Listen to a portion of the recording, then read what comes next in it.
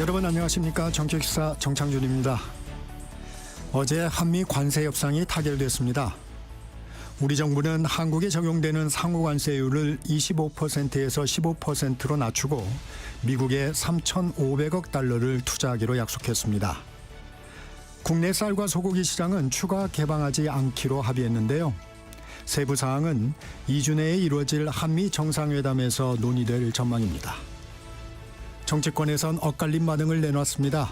민주당은 실용주의가 돋보인 성과였다며 환영했지만 국민의힘은 시간에 쫓겨 양보만 한 게 아니냐며 비판했습니다. 박용진 더불어민주당 전 의원과 말씀 나눠보고요. 2부 정치와이에선 김준일 시사평론가, 윤희석 국민의힘 전 선임 대변인과 함께 정치 이슈 속 궁금증 풀어보겠습니다.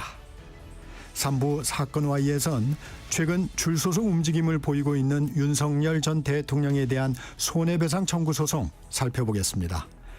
정책기사는 유튜브로도 실시간 방송됩니다.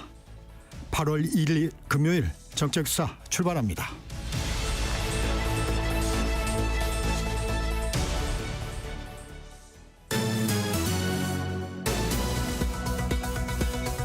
뉴스브리핑 시작합니다. KBS 허유진 기자 나와 있습니다. 안녕하세요. 안녕하십니까. 한미 관세 협상 결과를 두고 파장이 큽니다. 대미 투자 방식을 놓고 해석 차이가 좀 있죠? 네, 이 상호 관세와 자동차 관세율을 15%로 낮췄다. 그 대신에 조선업 협력 펀드를 포함해서 3,500억 달러, 우리 돈 487조 원 규모를 투자하기로 했다는 건 한미 양측에서 모두 확인한 협상 결과입니다. 네. 그런데 이 3,500억 달러를 뜯어보면 조선업 500억 달러는 용처가 정해져 있다고 보면 되지만 네. 2,000억 달러는 투자 분야와 그 방식이 명확하지가 않습니다. 네. 그래서 바로 여기서 한미 해석 차이가 좀 드러나는데요. 대통령실은 반도체와 원전, 2차 전지 등 우리 기업이 경쟁력을 보유한 분야에 투자될 거라고 밝혔습니다. 네. 방식 역시 보증이 제일 많고 다음은 대출일 거라면서 직접 투자의 비중은 매우 낮을 거라고 말했습니다. 트럼프의 오른팔 러트닉 미 상무장관이 대미 투자에 대한 수익의 90%를 미국이 가져간다라고 주장한 데 대해서는 재투자 개념으로 이해해야 한다고 답했습니다. 미국이 좋은 사업을 추천하고 구매를 보증해서 이익이 난다면 네. 우리 기업이 그 이익을 기반으로 해서 다시 미국에서의 사업을 이어가는 방식을 말합니다. 이 협상단의 주요 성과로는 쌀과 소고기 시장은 추가로 개방하지 않기로 했다는 부분인데요. 네. 그런데 트럼프 대통령은 자신의 소셜미디어에 한국이 농업도 개방한다고 밝혔습니다. 이에 대해서 정부는 이미 우리 시장의 99.7%가 개방돼 있고 이 농업 분야 10개 대회 품목만 유보돼 있을 뿐이라면서 검역 절차 개선 등의 비관세 장벽 해소를 논의하겠다고 밝혔습니다. 네. 이 미국산 사과의 경우에도 이 시장은 개방돼 있지만 검역 단계를 넘지 못해서 수입이 안 되고 있거든요. 네. 이 농산물을 길러내는 농민들은 물론이고 이 농산물들을 먹거리로 접하게 될 우리 소비자 불안도 고려해야 되기 때문에 앞으로의 검역 절차와 협의 과정도 지켜볼 부분입니다. 이번 결과에 대해서 최악은 피했다, 선방했다 이런 평가로 나오지만 정부도 자동차 관세율 15%는 아쉽다는 반응이었죠. 네, 한미 FTA로 인해서 무관세였던 우리 자동차에 이제는 15% 관세가 붙게 됐습니다. 이 미국 자동차 시장에서 우리의 경쟁 상대인 일본과 EU와 같은 수준이지만 네. 일본과 EU에는 기존에 2.5% 관세가 있었잖아요. 그렇죠. 그래서 당초 우리 협상단의 목표도 12.5%였다고 합니다. 그러다 미국 측에서도 자동차 노조들이 반발하고 있다면서 15%를 고수했다고 하거든요. 이 국내 자동차 업계는 아쉽긴 하지만 그나마 최악은 피했다는 반응을 보이고 있습니다. 네. 하지만 이제는 가격 우위가 사라진 만큼 이 미국 현지 생산 확대나 공급망 개편이 불가피할 것으로 보입니다. 특히 대부분 중소기업이나 중견 기업인 자동차 부품업계에는 큰 어려움이 예상이 됩니다. 여기에다가 철강과 알루미늄, 구리에 붙은 관세는 여전히 50%여서 네. 야당을 중심으로 이런 철강 등의 관세에는 손도 못 댔다 이런 비판이 나오고 있습니다. 네. 이번 협상으로 한미 FTA가 유명무실해졌다는 평가도 나오는데요. 이 0% 무관세 장벽이 무너지면서 경쟁국 대비 가격 경쟁력이 약해졌고 또 이 미국을 확보하기 위해서 일부 업종은 또 미국 기업과도 경쟁을 해야 하거든요. 네. 또 대미 투자 확대로 국내 신규 투자가 줄고 일자리가 감소하는 등의 영향이 있을 거란 우려도 나옵니다. 이 FTA가 무력화된 현실 속에서 기업의 혁신 노력과 이를 뒷받침하는 이 정부와 국회 지원이 더 절실해졌다는 지적이 나옵니다. 이달 중순에는 백악관에서 한미 정상회담 열기로 합의했습니다. 네, 앞서 우리 시간으로 오늘 새벽 조현 외교부 장관과 루비오 미 국무장관이 만났는데요. 네. 이 한미 외교장관의 회담도 처음인 만큼 일단 뭐 북한의 완전한 비핵화라는 공동의 목표를 확인하고 또 한미일 3자 협력을 강화해 나가기로 했다고 합니다. 그러면서 이제 어제 발표된 정상회담 개최 소식 그리고 네. 이재명 대통령의 워싱턴 DC 방문을 환영했는데요. 그래서 이 정상회담 일정과 의제도 조율했을 것으로 보입니다. 앞서 트럼프 대통령은 자신의 소셜미디어에 2주 내로 이재명 대통령이 양자회담을 위해 백악관을 방문한다고 밝혔습니다. 이에 따라서 이제 8월 중순을 전후해서 한미 정상회담이 개최될 것으로 보이고요. 8월 둘째 주에 이제 외국 정상의 국빈 방한과 또 이제 네. 광복절에 열리는 국민 임명식이 있다는 점을 고려하면 정말 이르면 다음 주 후반에 또 회담이 열릴 수 있을 것 같습니다. 네. 역대 한미 정상회담이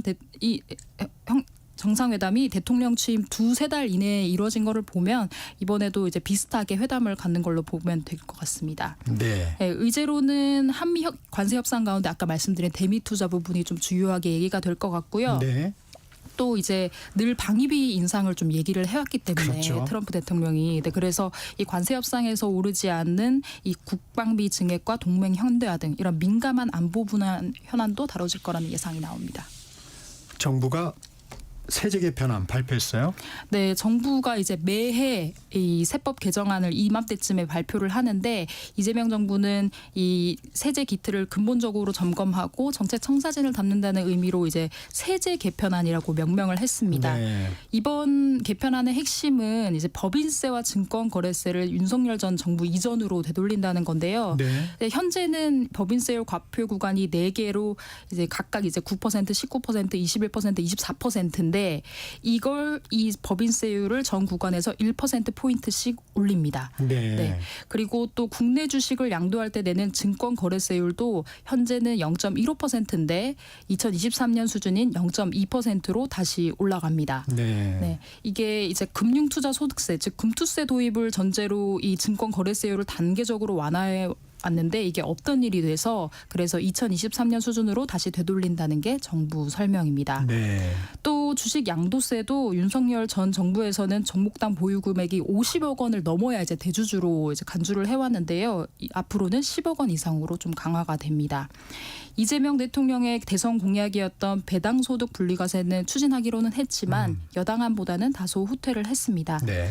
현재는 배당소득이 연 2천만 원을 넘으면 금융소득 종합과세 대상에 포함해서 최고 이제 45%의 누진세율을 적용이 됐었거든요. 네. 그런데 앞으로는 고배당 기업이라고 하면 연 2천만 원을 넘더라도 종합소득과세에서 제외를 하기로 했습니다. 그래서 최고 세율이 35%로 현재보다는 세 부담이 줄어들긴 하지만 기존 여당안인 25%보다는 올랐습니다. 네. 네, 이와 더불어서 다자녀 가구를 지원하기 위해 신용카드 소득공제 한도를 확대하고 또 9세 미만 초등학교 2학년까지는 예체능 학원비에 교육비 세액 공제가 적용이 됩니다. 김건희 특검 오늘 오전에 윤 전 대통령에 대한 체포영장 집행한다는 방침이죠? 네, 김건희 특검이 오늘 오전 9시 윤석열 전 대통령에 대한 체포영장 집행을 시도합니다.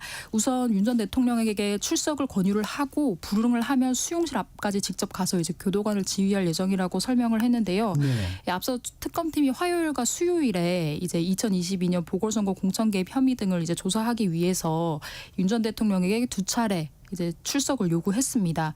그런데 이제 윤 전 대통령이 계속 이제 건강 악화를 이유로 불출석하고 있거든요. 네. 그래서 이제 임의 조사는 불가능하다고 보고 이제 수요일에 체포영장을 청구했고 법원이 어제 오전 영장을 발부를 한 겁니다. 체포영장이 성공적으로 집행되는 경우에는 윤 전 대통령 호송차를 타고 광화문 특검팀 사무실로 이동할 예정입니다. 하지만 윤석열 전 대통령 측이 어제 오후 이제 진단서랑 소견서 이런 거를 이제 네. 서울구치소 측에 전달을 한 거를 보면 좀 총력 방어에 나선 걸로 보이거든요. 그래서 오늘 특검팀이 실제로 이 강제 구인을 할 수 있을지에 대해서는 의문이 제기됩니다. 이제 뭐 거부할 경우에는 대응 수단이 마땅치가 않고요. 억지로 이제 조사실에 앉힌다고 해도 진술 거부권을 행사할 가능성이 있습니다. 한편으로는 이제 12.3 비상계엄 당시에 언론사 단전 단수를 지시해서 이 내란 공모 혐의를 받는 이상민 전 행안부 장관은 오늘 새벽 구속이 됐습니다. 네, 여기까지 듣겠습니다. 지금까지 KBS 허효진 기자였습니다. 고맙습니다. 감사합니다. 전격시사 듣고 계신 지금 시각 7시 30분입니다. 날씨와 교통정보 듣고 전격시사 이어가겠습니다. 전격시사 날씨 정보입니다. 지난 밤에도 열대야가 나타난 곳이 많습니다. 서울도 현재 기온이 28.3도로 밤사이 기온이 25도 이상을 기록하면서 열대야가 나타났습니다. 낮에는 체감온도가 35도 안팎까지 오르며 어제만큼 매우 무덥겠습니다. 현재 태백과 제주 산지, 추자도를 제외한 전국 대부분 지역에 폭염경보가 내려져 있습니다. 한낮에 서울과 대전, 대구 36도, 전주와 경산은 37도까지 오르겠고요. 강릉과 포항은 32도로 남동풍이 불어오면서 북서쪽 지역을 중심으로 기온이 더 높겠습니다. 오늘 전국에 가끔 구름 많겠고 떼약볕이 내리쬐면서 오전부터 자외선도 몹시 강하겠습니다. 야외 활동은 가급적 삼가는 게 좋겠고요. 이동하실 때는 양산을 꼭 쓰시기 바랍니다. 오후에 강원 북부 산지에는 5에서 40mm의 소나기가 내리는 곳이 있겠고요. 주말에도 전국에 가끔 구름만 많은 가운데 내일 오후에 내륙 곳곳에 소나기 예보가 있습니다. 모레 밤에는 제주도에 비가 시작돼 다음 주 월요일에는 서쪽 지역 곳곳에 비가 내릴 것으로 예상됩니다. 지금 서울의 기온은 28.3도입니다. 지금까지 날씨 정보의 조한일이었고요. 이어서 이 시각 교통 상황 알아보겠습니다. KBS 교통정보센터의 김민희 씨입니다. 본격적인 휴가초를 맞아 휴가 행렬은 이번 주말이 절정을 보이겠는데요. 오늘도 어제보다 전국의 고속도로 이용 차량들이 늘겠습니다. 어제도 강원권으로 이동하는 차량들이 많았는데 오늘은 아침 일찍부터 정체가 시작됐습니다. 서울 양양고속도로에서는 양양 쪽으로 미사에서 남양주요금소 사이와 더 가서는 화도에서 서종 사이로 정체고요. 영동고속도로 강릉 쪽으로는 둔대분기점에서 부곡 사이와 다시 서용인분기점에서 양지터널 사이로 정체입니다. 반대 인천 쪽으로 여주 부근 1, 2차로에서는 장애물을 처리하고 있습니다. 세종 포천고속도로 포천 쪽으로 고덕 토평터널에서는 화재 사고를 처리하고 있어서 현재 전면 통제 중입니다. 미리 초이나들목 등을 이용해 우회하셔야겠습니다. 경부고속도로 서울 방면으로 안성 부근 1차로에서는 고장난 차를 처리하고 있고요. 더 가서는 수원 부근과 다시 양재부터 반포 사이로 정체입니다. KBS 교통정보센터였습니다.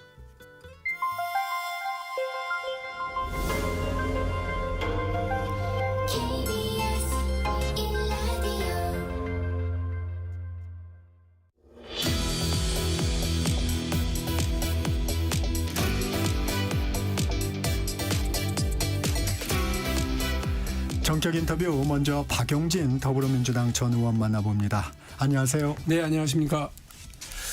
이재명 대통령의 호주 특사단으로 호주를 다녀오셨어요. 예. 이동 시간 빼면 일정이 좀 빠듯했을 것 같은데 어떤 활동 하셨습니까? 빠듯했고요. 예, 이제 또 아시는 것처럼 호주는 우리가 아는 시드니가 수도가 아니고 시드니를 거쳐서 또 캔버라라고 우리로 말하면 세종시처럼 행정수도가 네. 따로 있어요. 그래서 거기로 또 비행기를 타고 또 들어가서 해야 되니까 사실은 한 이틀 정도밖에 시간이 저희들한테는 없었고 비행 시간으로만 거의 하루를 다 쓴 거죠. 오며 가며 12시간씩이니까. 그래서 거기에서 그 부총리 겸 국방장관 을 하고 있는 이제 말스 부총리 만났고요. 네. 또 웡 외교부 장관 만나서 우리의 관심사와 그 호주의 관심사를 서로 의논하고요. 대통령 친서 전달했습니다. 이재명 정부 출범에 대해서는 어떤 반응 보이던가요? 그 기대가 크고요. 또 호주는 특히나 우리가 이종섭 호주 대사 네. 건으로 상당히 외교적 결례를 벌인 거 아니겠어요. 이제 그런 것 때문에 상당히 민감할 수도 있는데 그런 얘기는 이제 언급을 안 하고 한국 국민들의 민주주의 회복성에 대한 한국 국민들의 민주주의에 대한 헌신 이런 것들에 대해서는 상당히 깊은 인상을 가지고 있는 것 같고요. 또 한국 호주 간에 최근에 다들 아시는 것처럼 방산에 대한 협력 네. 구조가 이제 탄탄하게 이루어져서요. 우리나라로서는 해외에 그 공장을 짓는 게 아마 이번이 처음이었던 것 같아요. 그래서 호주의 질롱시에 이제 공장을 지었는데 그곳이 예전에 미국의 자동차 회사 공장이 있었던 데인데 그게 빠져나가고 나서 상당히 불안해하고 있었던 도시인데 우리나라 이제 한화 방산 기업이 들어가서 공장을 지으면서 활력이 좀 되살아났는데요. 재미있는 건 그 질롱시가 우리가 만난 그 호주의 부총리 말스 부총리 겸 국방장관의 지역구예요. 아, 네. 이 얼마나 관심이 크겠습니까, 이분이. 그러니까, 저희 특사단에 대한 애정과 관심뿐만 아니라 지금 진행되고 있는 한국과 호주 사이의 방산 또 국방 관련 협력에 대해서도 안보 관련 협력에 대해서도 지속화되고 더 강화되기를 상당히 기대하고 있었습니다. 이 호주와의 관계를 보면 지금 말씀하신 대로 이 안보 협력, 호주는 미국의 인도태평양 전략에도 중요한 나라잖아요. 네, 그렇죠. 이게 사실 우리와도 이제 연합훈련을 할 만큼 안보 협력에도 밀접한데 이 안보 분야하고 또 에너지 분야, 호주가 좀 자원부국 네, 아닙니까? 그렇죠. 이런 분야에 대해서 협력 확대 방안은 좀 어떻습니까? 그거는 우리 정부 특사단뿐만 아니라 우리 정부하고도 좀 지속적인 그리고 우리 기업과도 지속적인 이제 대화를 하고 있고 노력을 진행하고 있는 중이고요. 말씀하신 것처럼 호주는 그 미국, 영국, 호주, 오쿠스라고 하는 군사 동맹 체제 또 뭐 쿼드라고 하는 안보 체제에 다 가입이 되어 있어서 미국 주도의 대중국 봉쇄 전략의 핵심 축이기도 한데 재미있는 건 지금 들어선 알바니지 노동당 정부는 네. 반 트럼프 정서에 기반해서 대승을 거둔 거예요. 이번 총선에서. 아, 그렇습니까? 예. 호주는 미국에 대한 무역 적자국이거든요. 그런데 호주에 대해서 25% 15% 관세 부과하겠다고 품목별로 또 이렇게 트럼프가 하니까 아니 뭐 저런 사람이 다 있어 이런 불만이 많은 상황이군요. 호주 국민들과 유권자들의 불만이 보통이 아니라서요. 원래는 좀 어렵겠다, 연임이 어렵겠다고 했었는데 노동당이 오히려 과반을 넘는 대승을 거둬서 좀 이제 연임에 성공을 했고 또 거기에 기반해서 미국이 뭐라고 이렇게 간섭을 하면 즉각적으로 반발하고 대응해요. 그래서 최근에 알바니지 총리가 중국에 가서 일주일 동안 정상회담도 하고 그렇게 여발한 대신 이렇게 다녀오고 그랬거든요. 그래서 어떻게 보면 미국의 가장 우방 국가인 캐나다, 호주의 그 집권당이 연임을 할 수 있었던 가장 큰 원인은 미국의 트럼프의 외교 정책 때문이다. 이렇게 그렇게 평가를 하고 있습니다. 네. 관세 협상. 호주도 지금 불만이 많다는데 우리 미국과의 관세 협상 타결했습니다. 전체적으로 좀 어떻게 평가하세요? 호주에서 있을 때 이 이야기를 들었고요. 뭐 저희들끼리 얘기 나눌 때도 선방했다. 천만다행이다. 그거였어요. 그러니까 일본이 일단 15%로 맞고 나서 우리한테 심리적 마지노선이 생긴 거 아니겠습니까? 일단 이번에 목표였죠. 어떻게 보면. 저 정도는 해야 될 텐데 했는데 워낙 미국이 그 트럼프 정부가 이렇게 좀 예측 불가능할 정도로 이렇게 그 정책을 막 이랬다 저랬다 해버리니까 불안감이 상당히 있었는데 선방했다 이렇게 평가를 하고요. 생각해 보면 이번에 대통령이 그 최종 평가를 하면서 어쨌든 우리 국력을 좀 키워야 되겠다. 아, 예. 그 가로 열고 약소국 이기면 안 된다. 이 서럽다. 이런 뜻을 이제 품고 있다고 보는데 전적으로 동의하고요.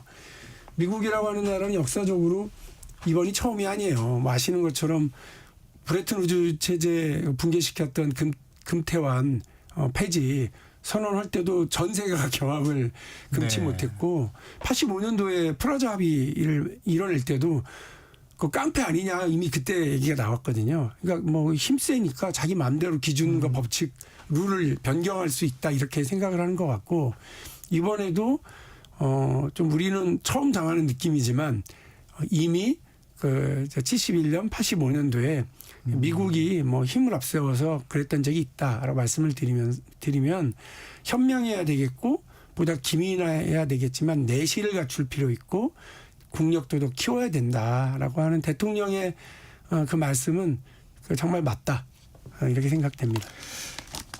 그렇게 말씀하셨어요. 정말 어려운 환경이었다. 네.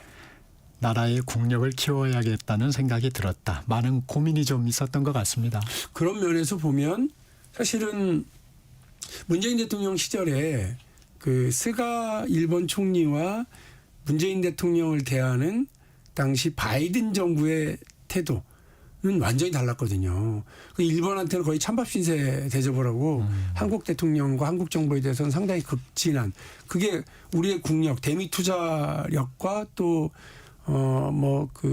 저 반도체, 거기 이제 2차 전지, 그다음에 바이오 분야 등등에서의 한국의 기술, 그다음에 그 한국의 이제 투자력 이런 것들이 미국의 어떤 전략적 동맹 관계로 가자 이렇게 미국이 먼저 제안해야 될 정도였기 때문에 그랬거든요.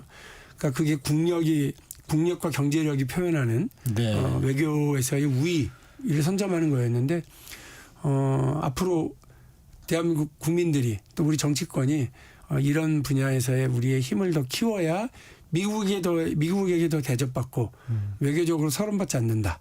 그리고 국익이 손상되지 않으려면 국력이 더 강해야 된다. 요거는 만고불변의 법칙 아니겠습니까? 네, 이번에 보면 사실 트럼프 대통령은 관세를 지렛대로 해서 투자를 더 관심을 갖고 있다 이런 이제 전문가들 얘기도 많은데 대미 투자 액수 3,500억 달러입니다. 이 부분은 좀 어떻게 보셨습니까? 우려도 있고 또 가슴 쓸어내리면서 다행이다라고 하는 분들도 있는데 이게 트럼프 정부는 이제 4년 안에 마무리되잖아요. 그리고 이 투자가 막 진행되려면 사실은 그 관련 준비 절차 과정 이런 걸 하면 실제적으로 투자가 진행되는 데는 시간이 상당히 걸릴 것 같습니다. 네. 그러는 과정에 국제 질서하고 정치 환경이 어떻게 변할지는 모르기 때문에요. 지금 이렇게 그 대미 투자를 하겠다고 얘기를 하고 여기에 이제 우리한테 유리한 방향으로 실질적인 투자, 실질적인 한국에 더 유리하고 좋은 효과가 나타나는 방향과 분야로 투자들을 설계해 들어가야 된다 이렇게 생각을 하거든요. 그리고 또 하나는 이게 이제 그 해석 투쟁의 영역이 이제 시작된 거예요. 그러니까 부부간의 합의도 그 해석을 두고 분분하거든요. 그 용어 하나하나를 그럼요. 따져봐야 된다고 하더라고요. 디테일한 어떤 그 이제 해석으로 들어가야 되기 때문에 거기에서 우리가 더 우위를 점할 수 있는 노력과 기민한 어떤 대응들이 좀 있어야 될 것 같다라는 건 전제로 말씀드리고요. 그럼에도 불구하고 우리가 얼마나 더 잘 설계를 하느냐. 이게 핵심이지. 지금 이렇게 숫자. 일단 이 숫자에서는 트럼프 정부가 만족한 것 같죠. 상당히 만족한 것 같은데 우리는 이 단순히 숫자가 아니라 실질적인 대미 투자로 한국에 더 많은 이익을 가져올 수 있도록 하는 거. 그리고 우리 기업과 우리 산업 역량이 더 강화될 수 있도록 하는 거. 이런 분야가 더 이제 중요한 측면이 있다 봅니다. 후속 대응을 좀 탄탄하게 해야 되겠습니다. 게다가 이제 농산물 개방과 관련해서 국내 갈등 사안이 없게 된 게 저는 또 하나의 천만다행 사안이라고 생각합니다. 성과다. 네. 관심 가는 부분이 2주 내에 있을 한미 정상회담입니다. 네. 사실 우리 투자 부분도 있지만 우리 안보 관련해서 아마 본격적인 얘기가 좀 되지 않을까. 김용범 정책실장도 안보 분야는 아마 그때 다 얘기가 될 거다 이렇게 얘기를 했습니다. 어떻게 전망하십니까? 말씀하신 것처럼 그렇게 될 것 같고요. 이제 이번에는 어떤 투자 펀드 조성인 건데 이제 그때는 마치 문재인 정부와 바이든 대통령과의 어떤 그 협상 때처럼 기업들의 대미 직접 투자는 그럼 얼마냐 이런 것들을 좀 말해달라 이런 게 있을 것 같고 그다음에 이제 또 하나는 또 국방비를 포함한 외교 안보 전략인데 대중국 봉쇄 전략에 대한민국이 얼마나 좀 적극적으로 참여해 줄래? 또 주한미군을 얼마나 유연할 건가 이런 부분. 미국의 관심은 거긴데 우리의 관심은 당장의 우리의 안보의 위협인 이제 대북 관계를 어떻게 정리할 거냐, 어떻게 개선해 나갈 거냐가 핵심이잖아요. 근데 미국의 그런 관심을 지렛대 삼아서 대북 그 긴장 완화를 끌어내는 거, 또 북핵과 관련된 완벽한 대응 조치와 봉쇄 정치를 이제 만들어 나가는 거, 이게 되게 중요한데, 재미있는 건 트럼프도 김정은과의 관계 개선에 대해서는 내가 좀 뭘 좀 해봐서 아는데 뭐 이런 입장이잖아요. 그래서 오히려 트럼프와 우리 대한민국 정부가 좀 적극적이고 선제적인 제안을 해서 트럼프가 그거 괜찮다 한번 해보자라고 할 수 있는 걸 끌어내야 된다. 그런데 앞에 말했던 그 미국의 관심과 한국의 관심이 각각이지만 이것이 연관되어 있기 때문에 미국 걸 들어주면서 그냥 그걸 끝내는 게 아니라 이거 들어줄 테니까 이거 하자라고 하는 우리의 좀 주도력이 좀 있어야 될 것 같다는 생각입니다. 양국 정상의 스타일은 좀 어떻게 보세요? 이게 잘 맞을 것 같아요? 잘 통할 것 같습니다. 뭐 트럼프 대통령이야 이렇게 그 멀리 뉴스로만 이렇게 뭐 보는 입장입니다만, 뭐 제가 경험하고 제가 아는 이재명 대통령이 그 되게 빠른 판단 그리고 실용적인 판단을 하기 때문에 아마 전격적으로 우리 뭐 전격 시사의 그 뉘앙스처럼 아주 전격적으로 판단하고 이 상황을 전환시켜내고 이렇게 하면서 정상회담은 되게 성과 있게 끝날 수 있을 거라고 기대를 합니다. 저희가 참 걱정하는 부분은 트럼프 대통령의 스타일이 그 자리에서 갑자기 막 푸시를 한다든가 이런 경우는 뭐 또 카메라 앞에서 바로 그렇게 되면 참 쉽지 않은 상황이잖아요. 네, 젤렌스키 대통령처럼 당할 일은 전혀 없다. 워낙 외교 관리를 무시하니까. 근데 우리도 만반의 준비를 해서 갈 거고요. 또 이게 또 대통령의 어떤 스타일인데, 저는 이제 이럴 때 통역을 통하는 게 되게 좋은 장치다. 그러니까 젤렌스키는 직접 듣고 이제 본인이 영어를 좀 뭐 할 줄 알았던 모양이에요. 이렇게 막 이렇게 막 대응하면 서로 흥분해서 이렇게 가던데 통역을 통해서 듣는 동안 한 번 더 시간을 가지고 생각할 수 있는 충분한 뭐 좋은 결과를 만들어낼 수 있는 그런 기간, 짧지만 그런 여유가 있을 수 있다고 저는 봅니다. 정치 상황 좀 알아보겠습니다. 민주당에서 이른바 쟁점 법안 이번 임시국회에서 처리하겠다고 했는데 이 국민의힘에서 이제 필리버스터를 하겠다고 합니다. 네. 그러면 하루에 한 개 법안 네. 밖에 못하는 거죠. 네. 어떤 법안이 좀 우선적으로 처리돼야 된다고 보세요, 개인적으로? 저 개인적으로는 뭐 노란봉투법 하고 상법 개정안 이렇게 가야 된다고 그거 선택하실 보고요. 줄 알았습니다. 예.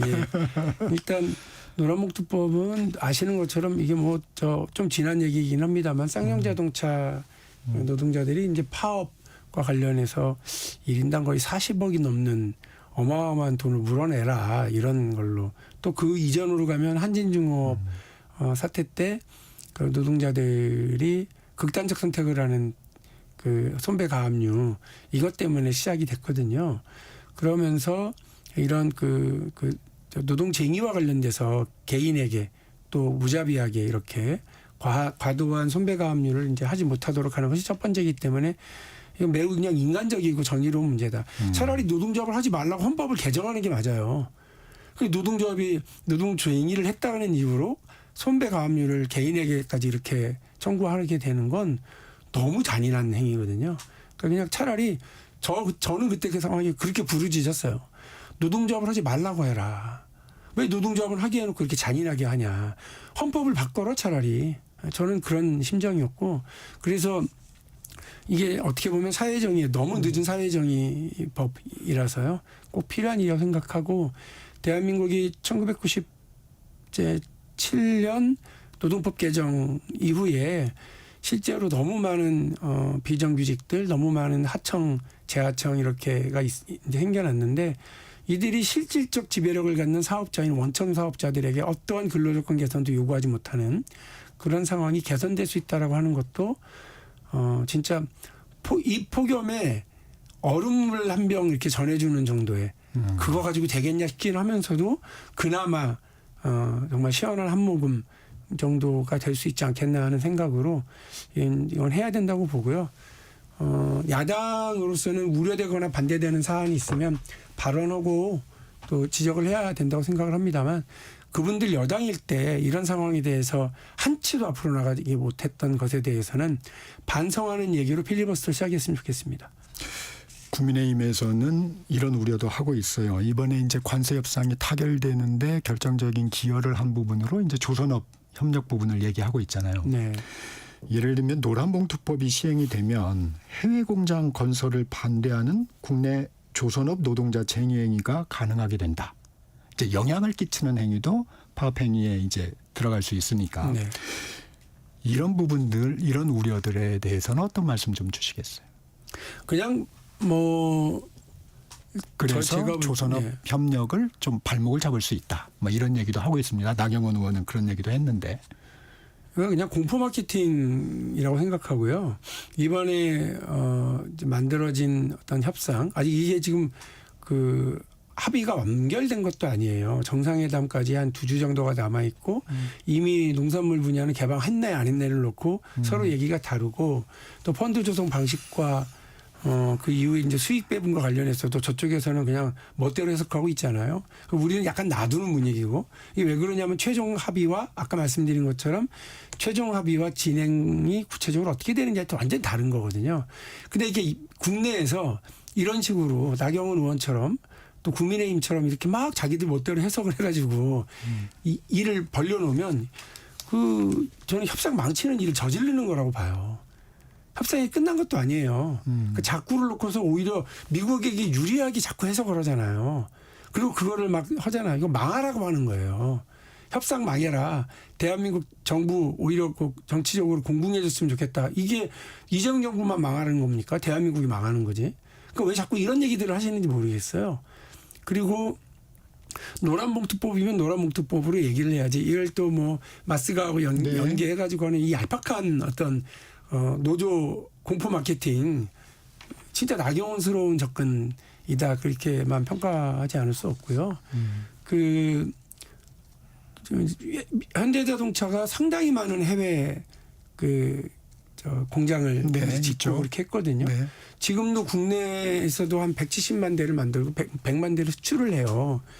그럼에도 불구하고 되게 많은 해외 공장을 만들고 미국에도 만들고 동유럽에도 만들고 뭐 이랬습니다. 근데 현대자동차가 파업하고 이것 때문에 뭐 현대자동차가 글로벌 기업으로 성장한 게 방해가 됐나요? 안 그랬거든요. 그냥 단협으로 잘 정리할 수 있는 사안이라고 보고요.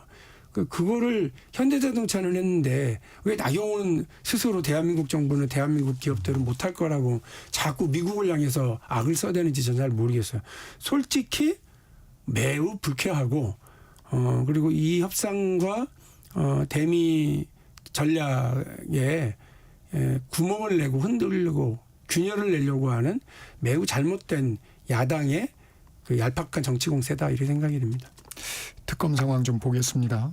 김건희 특검팀에서 오전 9시죠. 이제 잠시 후가 될 텐데 윤석열 전 대통령에 대한 체포영장을 집행할 예정입니다. 강제 구인이 이루어질 시도할 전망인데 이 상황은 좀 어떻게 보십니까? 아니 이게 검찰총장까지 하셨던 분이 대통령 잠깐 하신 거 말고는 평생을 검사로 법을 집행하던 사람이 저렇게까지 땡깡을 부릴 일인가 싶어요. 휠체어를 타고서라도 나와야죠. 뭐 그 병을 핑계로 저렇게 얼마 전까지만 해도 뭐 자기 원하는 자리에는 당당하게 나와서 그렇게 하던 사람이 정작 특검 수사에 대해서는 저런 식으로 저항하고 반발하고 해서 결국은 강제구인이라고 하는 그 뭐 진짜 꼴불견을 연출하고 싶어서 저러는 건지 잘 모르겠습니다. 본인의 뭐 전략이 어쨌든 간에 뭐 국격은 뭐 이렇게 땅에 떨어질 가능성이 상당히 많지만 그나마 법 집행은 단호하고 평등해야 된다고 생각합니다. 마지막으로 요거 한 가지 여쭙게요. 민주당에서 3대 특검 종합대응 TF를 꾸렸어요. 전현희 위원장. 법원이 영장 기각이 지속된다면 내란 특별재판부도 고려하겠다. 이 부분에 대해서는 어떤 생각이세요? 시간이 좀 짧긴 합니다. 이제 저는 그냥 특검에 대한 격려와 응원 차원의 메시지라 이렇게 생각을 하고요. 또 이제 법원에 대해서도 이렇게 국민의 바람을 좀 잘 이해했으면 좋겠다라고 하는 그런 메시지가 아니겠나 생각을 합니다. 실효성보다는. 네. 네, 여기까지 듣겠습니다. 지금까지 박용진 더불어민주당 전 의원이었습니다. 고맙습니다. 네, 감사합니다. 정적 시사 1부 여기서 마칩니다. 전하는 말씀 듣고 2부에서 뵙겠습니다.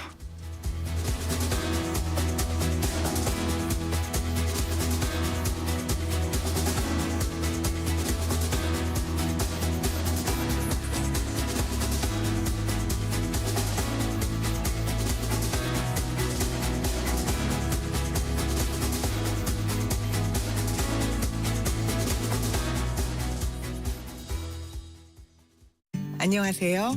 서울특별시의회 의장 최호정입니다.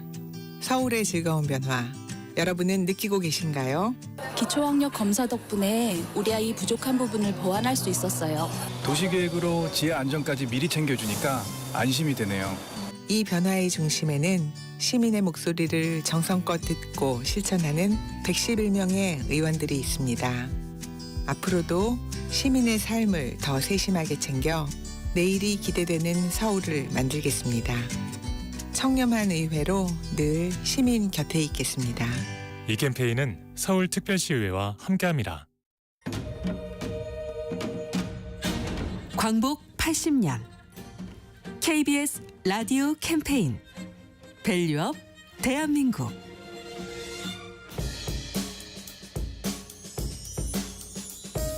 안녕하십니까. 저는 경기도 농업기술원에서 전통주를 연구하고 있는 이대형이라고 합니다.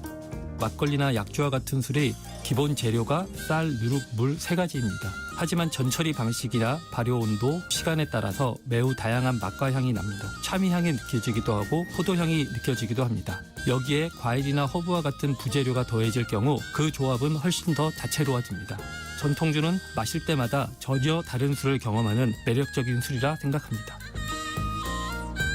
사실 우리나라의 전통 술 문화는 가양주 문화라고 해서 김치나 된장처럼 집에서 직접 만들어서 손님 접대나 제사 등에 사용하는 그런 술이었습니다. 그러나 일제강점기를 거치면서 세금 부과를 목적으로 가정 내 술 제조가 금지되었고 오랜 시간 이어져 온 가양주 문화가 단절되었습니다. 이런 분위기가 바뀌기 시작한 계기는 1986년 아시안게임과 88년 서울올림픽입니다. 명맥을 유지하던 가양주들을 찾아 무형문화재로 지정하는 등의 노력이 이루어졌고 전통주들이 다시 발굴되기 시작했습니다. 최근 들어 전통주에 대한 관심이 높아지고 있지만 이러한 흐름이 일시적인 유행이 되지 않게 하기 위해서는 꾸준한 홍보와 소통이 반드시 뒤따라야 한다고 생각합니다. 저는 전통주를 단순히 술이라는 범주에 가두기보다는 우리 고유의 문화로 바라보는 시각이 필요하다고 생각합니다. 전통주의 다양성과 맛을 사람들이 알아준다면 전통주 역시 머지않아 우리 문화를 대표하는 술로 우뚝 설 수 있을 것이라 생각합니다. 광복 80년 우리가 가야 할 길을 묻습니다. KBS 라디오 캠페인 밸류업 대한민국이었습니다.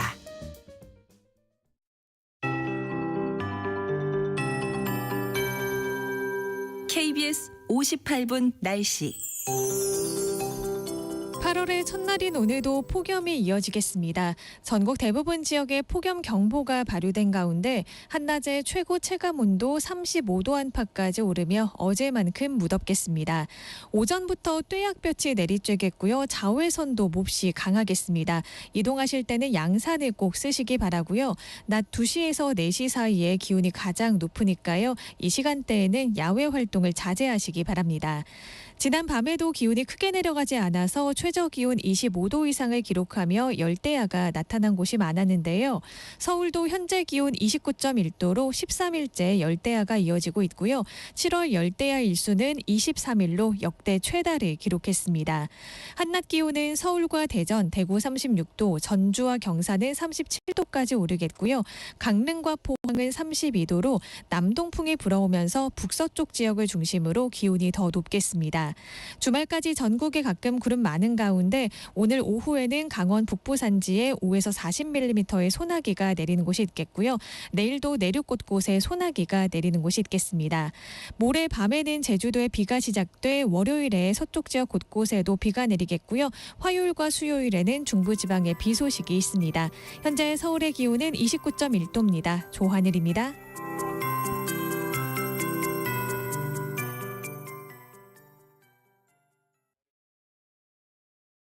정성을 다하는 국민의 방송 KBS가 8시를 알려드립니다. AM 711kHz, FM 97.3MHz, KBS 1라디오입니다. HLKA.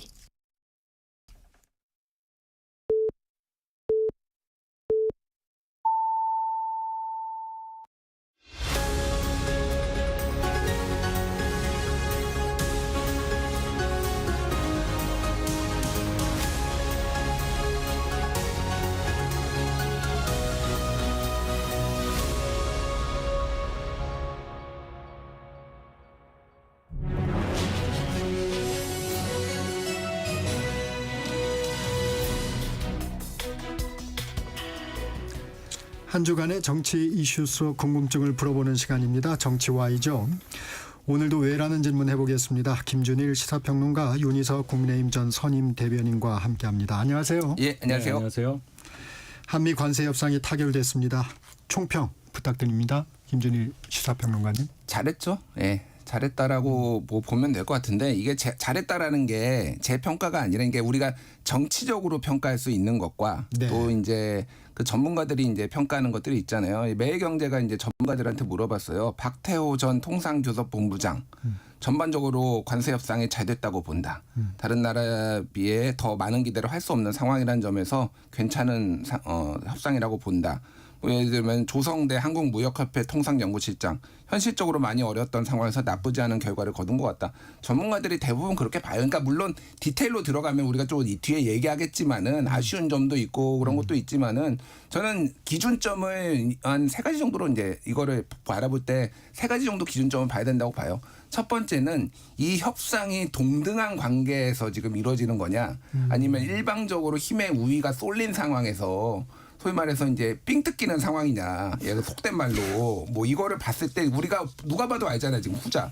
전 세계가 다 지금 뜯기고 있는 상황을. 이거를 봐야 되고 두 번째가 이게 우리나라만 하는 거냐. 아니면은 비교 대상이 있는 거냐. 이런 거를 이제 봐야 되잖아요. 그러면은 최근 아주 가까운 날짜에 유럽연합과 일본이 했잖아요. 그렇죠. 그럼 그것과 이제 비교를 해보면서 우리가 또 봐야 되는 거죠. 한국이 그러면 잘했느냐 안 했느냐. 그리고 세 번째는 이제 뭐 부족한 점도 있지만은 그 여건 속에서 얻어낼 것을 어떤 협상 전략으로 얻어냈냐.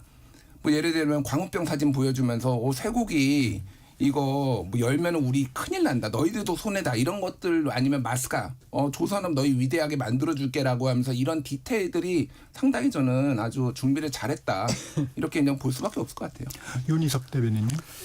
네, 다른 수출 경쟁국들과 포괄적으로 관세율이 어떻게 되느냐라는 관점에서 볼 때는 나쁘지 않은 거죠. 야당도 15%의 관세율에 15니까 대해서는 EU나 평가를 하더라고요. 일본과 같은데 물론 우리는 FTA가 있었던 발효되고 있는 나라니까 0에서 15가 된 것과 2.5에서 15가 된 건 다르다고 얘기하지만 어쨌든 뭐 이 정도면 선방이다. 그런데 이제 하나하나 따져보면은 굉장히 앞으로 힘들겠다. 준비를 잘해야 되겠다 이런 생각이 들고요.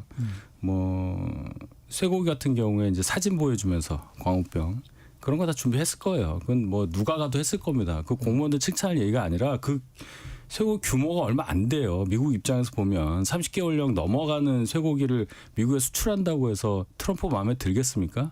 그거 우리가 정치적 프로파간다로 써서는 안 된다고 생각합니다. 자, 좀 내용을 좀 들어가 볼게요. 대미 투자 규모가 다소 논란입니다. 3,500억 달러. 우리나라 GDP의 거의 20% 수준입니다. 어떻게 평가하십니까, 이 부분은? 그러니까 이것도 아까 전에 제가 제기했던 이제 기준 이거를 어떻게 볼 거냐. 예를 들면 이제 기준선이라는 게 일본이 만들어 놔 버렸잖아요. 그러니까 5,500억 달러. 근데 이제 협상 과정을 보면 미국 입장과 한국의 입장이 이제 애초에 달랐던 거죠. 무슨 얘기냐면은 우리나라의 전체 GDP 수준은 일본이 우리나라보다 2.5배 많다. 그러니까 우리는 GDP 규모로 해야 되는 거 아니냐. 그래서 처음에 우리가 대미 투자에 가져갔던 게 1,000억 달러. 그런데 이제 입국컷 당했잖아요. 그러니까 협상장에 들고 가지도 못했어요. 그거는. 왜냐하면 미국 입장에서 보면은 작년 기준으로 일본은 680억 달러, 우리는 660억 달러. 뭐 대략 이 정도면 비슷하니까 이 개념 자체가 너희들이 미국에서 가져간 이득을 토해내 이런 걸로 지금 미국은 이제 미국 접근하고 기준으로. 미국 기준으로는 그렇게 하고 있으니까 이제 이 인식의 차이가 있었던 거죠. 그러면 이제 협상 과정을 보면은 4천억 달러에서 일본하고 협상할 때 트럼프가 들어와 가지고 이제 찍 긋고 5천억이라고 쓰고 최종적으로 5,500억이 됐잖아요. 4천억에서 5,500억 되는데 딱 70분 걸렸어요. 그 트럼프가 그 와중에서 야 그럼 너 1% 내릴 거야 관세? 그럼 우리가 이거 더 투자해. 너 보잉기 100대 4. 뭐 이런 식으로 해서 협상이 됐단 말이에요. 일본. 우리도 기준점은 4천억 달러였어요. 그런데 이게 최종적으로 3,500억 달러가 됐잖아요. 게다가 여기에 조선 협력 펀드 이게 1,500억 달러가 되면은 이거는 아주 구체적이고 이를테면 윈윈할 수 있는 내용이라는 게 전문가들이 다 얘기해요. 그럼 실제로 우리가 투자하는 거는 2천억 달러 정도 되는 거예요. 일본하고 비슷한 조건에서 하는 거는 그러면 요거는 딱 그 GDP 2.5배 차이 정도 됩니다. 2천억 달러와 5,500억 달러의 차이. 뭐 요 정도로 이제 보시는 게 맞을 것 같아요. 그래서 더 투자 안 하면 좋죠. 거의 삥 뜯어가는 거라고 제가 말씀드렸잖아요. 그런데 그렇게 그럼 가능한 거냐 이게 지금 상황에서. 그거를 낮추면 다른 거 더 내줘야 되고 15%를 우리가 지키기 어려웠을 수도 있어요. 그러니까 이런저런 상황을 봤을 때 나쁘지 않은 협상이었다. 제가 계속 말씀드립니다. 네. 이 투자 규모에 대해서 윤희석 대변인님. 부담이 많이 되죠. 1,500하고 2,000을 따로 떼서 2,000 정도만 실질적으로 일본하고 비교를 해보면은 딱 GDP 규모 차이만큼 난다. 그렇게 김용범 실장도 말씀하셨는데 정부 쪽에서는 그렇게 얘기할 수 있어요. 근데 따지고 보면은 그럼 1,500은 아닌 거냐? 아니잖아요. 우리가 투자를 해야 되는 거고 뭐라고 했습니까? 미국 조선업을 되살려주기 위해서 마스가를 위해서 우리가 투자해줄게. 그래 니네 투자해주는 거야. 라고 했을 때 그 1,500달러 우리 외환보유고가 4천억밖에 안 돼요. 4천억 달러밖에 안 된다고. 우리도 우리나라를 위해서 투자할 만한 그런 재원이 부족한 상황인데 미국 조선업의 부활을 위해서 우리 조선사들이 가서 1,500억 달러를 투자를 한다. 상상할 수 없는 규모란 말이에요. 이걸 따로 떼놓고 분석한다는 것을 저는 이건 또 국민들께 뭐라고 얘기하려고 하는 거구나 생각했고 이해는 합니다만은 그걸 분리해서 봐야 되고 이걸 일본이랑 비교했을 때 잘했다라고 말할 거리냐 이런 비판을 안 할 수가 없는 거라서 이 무서운 게요. 이 캐피탈콜이라고 야 투자하기로 했으니까 돈 들고 와 했을 때 과연 그럴 만한 상황이 되겠느냐. 우리가 가장 그나마 다행으로 생각하는 거는 트럼프 2기라는 거예요. 트럼프 임기가 3년 조금 더 남았다. 요 정도로 안도를 하는 게 낫지. 이 규모를 1,500하고 2,000을 나눠가지고 일본의 36% 수준입니다. 이렇게 말할 거리는 아니다. 그만큼 이 협상에 대해서 정부에서도 굉장히 엄중하게 보고 있다. 역으로 저는 그렇게 생각해요. 이걸 내세우니까. 트럼프 대통령의 SNS 메시지를 보면 이 3,500억 달러 가져오기로 했고 이거 어디에 쓸 건지 내가 할 거다. 그 부분은 좀 어떻게 보세요? Selected by myself. 내 맘대로 할 거야. 근데 그러니까 지금 1년에 우리나라뿐만이 아니라 앞단에 있었던 나라들이 지금 어떻게 다 협상을 했는지를 봐야 돼요. 그러니까 우리가 이게 제한적이잖아요. 지금 제일 5월 8일 날 영국하고 했어요. 영국하고 했는 데는 문서가 나왔는데 제대로 공개하지 않았고 그 내용에 보면은 이게 법률적으로 귀속되지 않는다라고 얘기해서 심지어는 이 양자의 협정이 거기에 그렇게 써 있어요. 이게 무슨 얘기냐면은요. 법률적으로 귀속된다라는 거는 이거의 해석에 있어서 분쟁이 생겼을 때는 일반적으로는 WTO로 들고 가야 되는 거예요. 무역에 관한 거니까. 안 들고 가겠다라는 거예요. 무슨 얘기냐? 내 맘대로 해석할 거야. 뭐 영국은 영국 맘대로 해석을 하겠죠. 그럼 미국은 미국 맘대로 해석을 하겠죠. 그러면 여기에서 이제 힘의 논리가 작동을 하는 거죠. 그래서 이게 끝난 게 아니라 앞으로도 계속 이런 게 될 거다. 일본도 마찬가지예요. 지금 이건 일본은 진짜 난리가 났는데 무슨 얘기냐면은 5,500억 달러 투자하기로 했잖아요. 그래서 거기에서 미국에서는 우리가 이익의 90%를 가져간다. 일본이 캐시를 꽂기로 했다. 이런 식으로 얘기를 하고 있거든요. 일본은 완전히 달라요. 그러니까 실제적으로 가는 거는 수백억 엔 정도밖에 안 된다라고 얘기를 하고 이거는 미국과의 협상용이었다. 이런 식으로 얘기를 하거든요. 그래서 미국에서는 그러면은 너희 분기마다 너희 제대로 이거 현금 안 꽂으면은 우리 다시 25%로 올려볼 거야. 이런 으름장이 있는 상황이에요. 이게 그러니까 유럽연합도 지금 협정문이 안 나왔고 일본도 안 나왔고 한국도 안 나왔어. 이게 무슨 얘기냐면은 일단은 트럼프는 빵 보여주는 게 중요한 거예요. 야, 내가 이 정도 가져왔어 지금. 정치적으로 지금 그런 상황이 중요한 거고 이런 모호성을 남겨둔 다음에 앞으로도 지속적으로 압박을 해가지고 더 유리한 거를 가져오겠다라는 게 있으면은 한국만 그러면은 여기에서 야 우리 90% 아니고 우리가 5대5로 나눠야 되는 거 아니야? 여기에 협정문을 쓰고 이렇게 지금 할 수 있는 상황이 아니라는 거예요. 그러니까 앞으로의 능력들이 굉장히 중요해졌어요. 그러니까 현실적인 한계를 우리가 인정을 해줘야 된다는 거예요. 지금 상황이 어떻게 변하고 있는지를. 윤희석 대변인이 얘기한 후속 대응, 후속 어떤 절차가 좀 탄탄하게 이루어져야 된다는 부분이 중요한 거다. 한미 FTA 할 때도요. 그 다음에 한미가 그러니까 문서를 작성했음에도 불구하고 그 이견이 있어가지고 굉장히 조밀하게 썼음에도 불구하고 굉장히 오랫동안 또 추가 협상을 하고 조율하고 그랬거든요. 근데 이 정도의 빈 공백이 있다라는 거는 앞으로 그러니까 또 뜯어내려고 할 테고. 그러면 또 우리가 이제 해야 될 테고 이게 근데 우리만 당하는 게 아니라는 거예요. 그러니까 이게 지금 어떤 환경인지를 이해를 해야 된다 지금. 트럼프 미국 대통령의 메시지도 말씀드렸습니다만 하워드 러트닉 상무장관은 투자의 이익의 90%는 미국민에게 간다. 또 이런 얘기를 했어요. 단어가 리테인이잖아요. 네. 유보한다고 미국 밖으로 못 나간다는 얘기인데 아마 재투자한다는 뜻으로 받아들이고 김용범 정책실장 그렇게 얘기했죠. 그 해석은 맞다고 봐요. 그 결론은 우리가 투자해서 우리가 가져간다는 전통적 개념의 투자 개념으로 보지 말아라. 미국이 그동안 무역에서 손해봤던 거를 그대로 다시 갖고 와라는 차원으로 투자라는 단어를 썼으니까 그걸 진짜 투자로 보면 안 된다. 그래서 3,500억 이걸 1,500과 2,000으로 나누는 게 어불성설이라는 말씀을 드리는 겁니다. 이게 엄청난 금액이라는 걸 다시 말씀드리고 자동차가 우리 대미 수출액에서 차지하는 비중이 25에서 30% 정도 돼요. 그런데 자동차 관세 못 피한 거는 그렇다 치더라도 거기 철강이 50%가 그대로 남아요. 그럼 우리나라 제철소에서 만든 철을 가지고 자동차를 만들잖아요. 거기에 또 관세가 들어갑니다. 이제 그거 못 막은 거는 아파요. 가장 그 수출 비중이 높은 품목에 대해서 다른 관세가 또 붙는 거 그거 못 막은 거. 그래서 전반적으로 타결했다는 것에 대해서 잘했다고 말씀을 드리지만 하나하나 따지고 보면 정말 큰일 났다. 예를 들어 현대기아차는 진짜 날벼락 맞은 거거든요. 다른 나라랑 경쟁을 할 때 자동차 말씀드리는 겁니다. 김용범 정책실장은 그런 어떤 품목 관세에서는 최애국 대우를 받을 거다. 이렇게 얘기하는데 아직 좀 불명확한. 철강 못 건드렸고요. 반도체나 의약품 같은 거 아마 2주의 정상회담 때 트럼프를 설득을 해야 될 거예요. 의제도 없고 아직 모르지만 그 얘기 해야 될 겁니다. 예를 들어서 휴대폰에 우리가 반도체 많이 넣는데 이거 얼마큼 들어가냐에 따라서 이 휴대폰에 대해서도 반도체 너네 반도체를 얼마 넣었으면 관세 때린다. 이렇게 들어가면 이것도 올라가는 거잖아요. 그런 거 어떻게 할 거냐도 준비를 해야 돼서 앞으로 숙제가 많다. 이재명 대통령이 잘하셔야 한다. 이런 말씀 드리는 겁니다. 이 자동차 품목 관세는 정부도 좀 아쉬워합니다.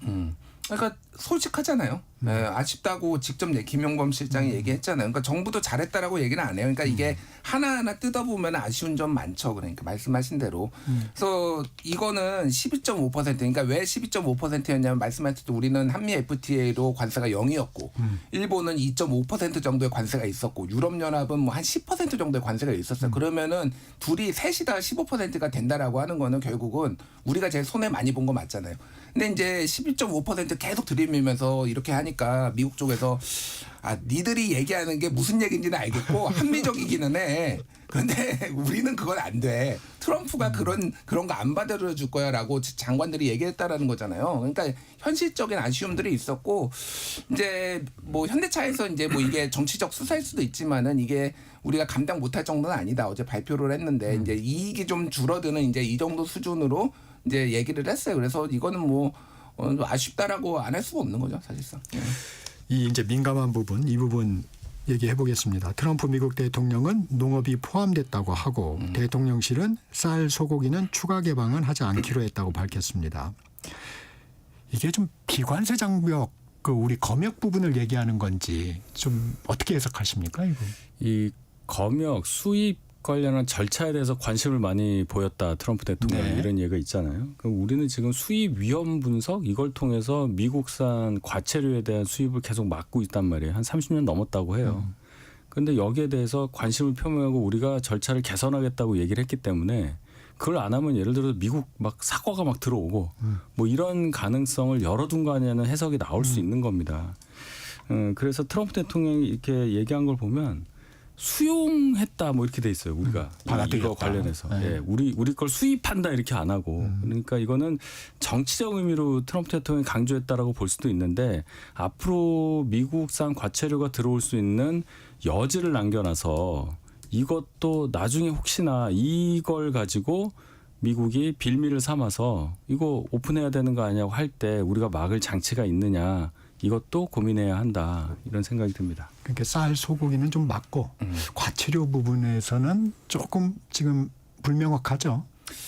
그러니까 협정문이 안 나왔으니까 이게 안 나왔잖아요. 그러니까 이게 처음에 이제 어떻게 나왔냐면은 트럼프 대통령이 그러니까 구 트위터 X에다가 이렇게 올려놨어요. 자동차, 트럭, 농산물은 이제 한국이 개방하기로 했다. 이렇게 해놨거든요. 이제 이게 정말로 우리가 해석했듯이 이게 정치적 수사라고 저는 봐요. 왜 그러냐면은 자동차도 이미 관세 없고 트럭도 마찬가지고 트럭은 미국산 픽업 트럭 뭐 일부 쓰기도 하지만은 한국에 안 맞아요. 그거 어차피 지금 들어와도 관세 없어도 안 팔립니다. 근데 이게 그쪽에서는 이제 상용 트럭 막 이런 거 되게 중요하잖아요. 그러니까 그냥 나 이 정도 했어라는 거를 보여주기 위해서 한 거고 농산물도 지금 협상 과정 얘기를 들어보면 우리가 원래 이미 99.7%가 개방이 돼 있어 한미 FTA로 10개 품목 정도만 지금 민감한 거. 근데 아까 얘기했듯이 그런 10개 품목 중에 상당수가 이거 지금 개방하면은 너희가 반미 감정 일어나가지고 예를 들면 소고기 전 세계에서 우리나라가 미국산 소고기 제일 많이 수입을 하는 나라인데 이거 30개월령 풀면은 오히려 안 먹을 수 있다. 대규모 반미 감정 일어나고 이런 거 그 시위 사진으로 보여줬다라는 거예요. 그러니까 저는 이거는 설득이 됐고 미국 입장에서도 그 0.3%를 위해 더 많은 리스크를 지거나 그런 거보다는 다른 데서 더 뜯어내자 그냥 이렇게 선회를 했다고 보는 게 맞을 것 같아요. 네. 이 정상회담 얘기도 해보겠습니다. 이제 2주 내에 이루어질 것으로 예상이 되는데 아무래도 안보 분야 관심이 많습니다. 네. 윤희석 대변인 어떻게 전망하십니까? 방위비 얘기도 하겠죠. 네. 그러면서 또 사실과 다른 통계 숫자를 대면서 뭐 남아공 대통령한테는 다른 나라에서 있었던 화면을 보여주면서 막 들이댔잖아요. 소위 말해서 우리한테 그렇게까지 할까? 뭐 그렇게까지는 예상 안 하지만은 현장에서 즉석에서 무슨 얘기를 할지 우리도 모르기 때문에 굉장히 조마조마합니다. 특히 방위비 관련해서 트럼프 대통령은 주한미군 숫자부터 머리에 잘못 입력이 돼 있단 말이에요. 일부러 그러는 것 같기도 해요. 뭐 4만 명 있다고 그러잖아요. 지금 2만 8천 명 있는데. 그거 정말 일부러 그러는 거죠? 모릅니다. 제가 트럼프 대통령 만난 적이 없어서. 후보 시절부터 계속 그렇게 그냥 4만이에요. 왜냐하면 참모들이 중간에 정정을 해줄 거 아닙니까? 그러면 대통령님 이게 아닙니다 이렇게 할 텐데 그런 것들을 계속 이렇게 하시는 거 보면 일부러 하는 것 같기도 하고. 팩트는 안 중요해요. 그 트럼프 일기 때 예전에 워싱턴 포스트가 집계를 했는데 거짓말 3만 번 했다 재임 기간 뭐 이렇게 할 정도로 원래 팩트는 하나도 안 중요하고 맨날 틀립니다 트럼프는. 그러니까 말씀하신 게 맞는 거죠, 그러니까. 이 안보 분야 조금. 그래서 이제 방위비 분담 관련한 얘기 거기에 더해서 주한미군의 역할, 역으로 한국군의 역할 뭐 이런 얘기 했을 때 우리가 어떻게 막아야 하느냐. 과거의 논리 가지고는 안 될 거예요. 이제 미중 관계가 있고 대만과 중국 그 대만 해협 사이에서 벌어질 일에 대해서 우리가 무슨 역할을 해야 될지 인도 태평양 이 전체 인도양 태평양 이 전체 미국의 군사 전략 관련해서 우리가 어떤 역할을 해야 될지 이런 정말로 예민하면서도 큰 주제에 대해서 트럼프 대통령이 즉답을 원할 겁니다. 여기에 대해서도 이재명 대통령이 준비를 잘 하셔야 한다. 예. 이재명 대통령 순발력은 좀 있으신 거 아닌가요? 그렇죠. 뭐 그동안 우리가 봐왔잖아요. 그러니까 순발력. 근데 이제 이게 순발력만으로도 되는 건 아니지만은 트럼프 같이 약간 뭐라고 해요. 외형에 좀 치중하는 스타일 그리고 약간의 기분파. 그렇다고 뭐 트럼프가 치밀하지 않은 건 아니지만은 이런데 좀 만족시키는데 잘 하시지 않을까 그런 생각이 들고 한미 정상회담에서는 이제 여러 가지 안건들이 나올 텐데 이제 지금 이게 통상과 안보를 우리는 같이 한번 묶어서 해보려고 했다가 지금 완전 분리됐잖아요. 그럼 이제 크게 보면은 안보 쪽에서는 세 가지 얘기가 나올 텐데 방금 말씀하셨듯이 이제 뭐 방위비 분담금 이건 이제 10배 올리라고 하는 거 우리가 지금 한 1조 3천억 원 정도 하는데 그거 13조 원 내라는 거잖아요 지금. 근데 다 쓰지도 못해요. 지금 있는 것도요 미국에 받아가지고 그냥 은행 계좌에 넣어놨어요. 다 쓰지도 못해가지고. 그러니까 뭐 이런 것들 이제 여러 가지 설득을 할 테고 또 하나가 이제 국방비를 이제 GDP의 5%로 올려놔. 우리나라가 현재 2.33%거든요. 네. 그리고 전체 예산의 한 9.1% 정도, 9.3인가 9.9% 초반이 국방비인데 만약에 이거를 5%로 올리면은 우리나라 전체 예산의 19%가 넘어요. 이게 그러니까 이게 안 되는 거죠. 그래서 지금 앙규백 국방부에서 지금 3%까지 순차적으로 올리는 거 뭐 이런 것들을 지금 준비를 해왔으니까 그 얘기들이 좀 나올 테고 또 하나는 이제 트럼프가 지금 관심이 있는 미국 그러니까 북한 이제 김정은 근데 지금 통일부 장관이 한미 군사 훈련 지금 뭐 유예하자 이런 얘기도 했잖아요. 뭐 보수 쪽에서는 굉장히 비판을 하지만은 트럼프 쪽에서는 솔깃할 수도 있어요. 뭐 이제 그런 류의 얘기들이 큰 틀에서 이제 좀 나오지 않을까. 그리고 오늘 이제 나왔던 협상의 디테일들도 미 실무진에서 얘기를 하면서 합의문 같은 게 큰 틀에서 발표되지 않을까 그렇게 봅니다. 그래서 여러 가지로 좀 불확실성이 큰데 저는 잘할 수 있을 거라고 봐요. 지금까지 해왔던 것들을 봤을 때. 예. 그리고 정말 잘 해야 되는 부분이기도 합니다. 우리나라를 위해서. 특검 상황 짚어보겠습니다. 민주당에서 3대 특검 종합대응 TF를 구성했습니다. 이거 왜 만들었을까요? 윤희석 대변인. 민주당에서 이런 거 좀 안 했으면 좋겠어요. 특검은 특검대로 놔두는 모습을 보여줘야 특검에서 뭘 하더라도 국민적으로 인정을 받을 수 있는데 특검 도와준다고 지금 이거 만든 거 아니에요? 뭐 구치소 찾아가고 구치소장 압박하고 뭐한 짓입니까 도대체. 국회의원들이 자기 이름 남기려고 하는 것 같은데요. 원내에서 전략이 있고 생각이 있다면 이런 걸 안 해야죠.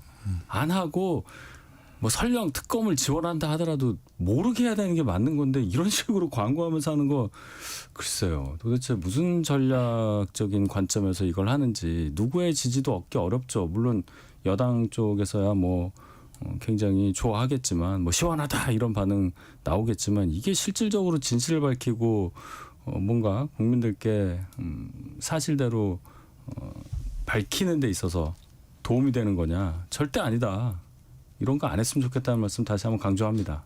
김준일 평론가님 필요한 건가요? 필요하다고 판단했으니까 했겠죠. 근데 이제 딱히 그러니까 예를 들면은 수사에 이게 도움이 되거나 뭐 수사가 방향이 뭐 다른 쪽으로 뭐 이렇게 바꿀 수 있느냐 뭐 저도 그렇게 보지는 않아요. 이거는 제가 보기에는 그러니까 내부 선전용에 가깝다고 봅니다. 그러니까 특히 이제 민주당 지지자들은 특검이 진행되는 거에 굉장히 관심이 있고 특히 이제 특검의 일부 수사에 불만들이 있잖아요. 왜 윤석열 저렇게 버티고 있는데 왜 저렇게 안 해? 왜 끌어다가 앉혀서 제대로 조사도 못 해? 물론 그거는 이제 윤석열 전 대통령이 버티니까 쉽지 않으니까 뭐 그런 것도 있는데 압박하겠다는 거죠. 그러니까 구치소도 뭐 면회도 하고 이제 뭐 관계자 면회도 하고 뭐 이런 것들이 그러니까 제대로 좀 해라 이런 식으로 이제 압박을 하는 건데 이게 뭐 일부에서는 뭐 말씀하셨다시피 수사에 대한 압박이냐 이렇게 볼 수도 있지만은 글쎄요 뭐 특검이 그런다고 해서 뭐 더 압박을 받아서 뭐 갑자기 안 해야 될 수사를 한다거나 뭐 이럴 것 같지는 않아요. 그러니까 이거는 내부용이다 저는 그렇게 봅니다. 그런데 특검뿐만이 아니고 전현희 TF위원장은 법원에 의해 특검 조사가 사실상 방해되는 경우에는 내란 특별재판소도 고려할 수 있다. 이건 어떻게 보십니까?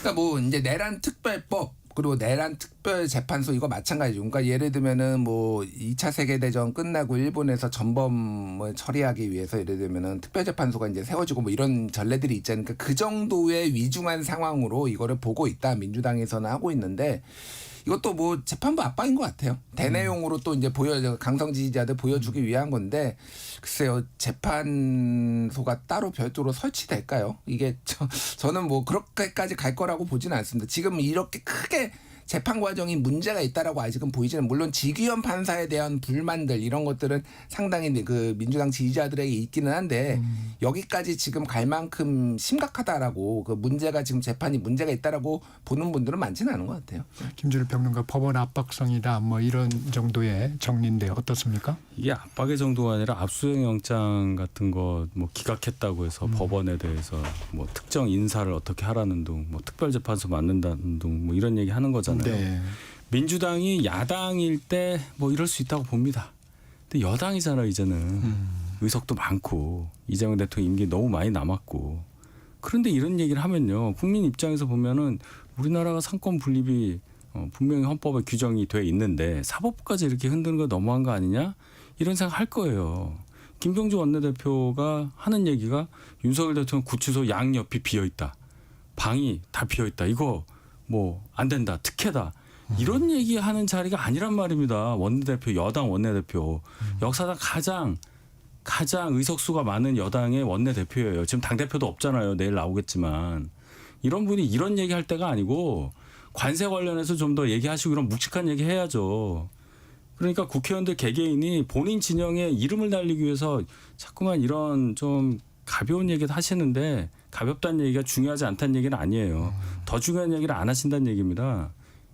원내대표가 할 얘기가 아니라는 말씀 드리고 이런 식으로 원내 전략 꾸려 나가니까 아까 말씀드렸던 무슨 세 가지 3대 특검 종합 TF 이런 거부터 해서 무슨 법원 겁박하고 결국은요 정권도 유한하고 민심도 바뀌는데 이렇게 했었던 것이 남는다는 거.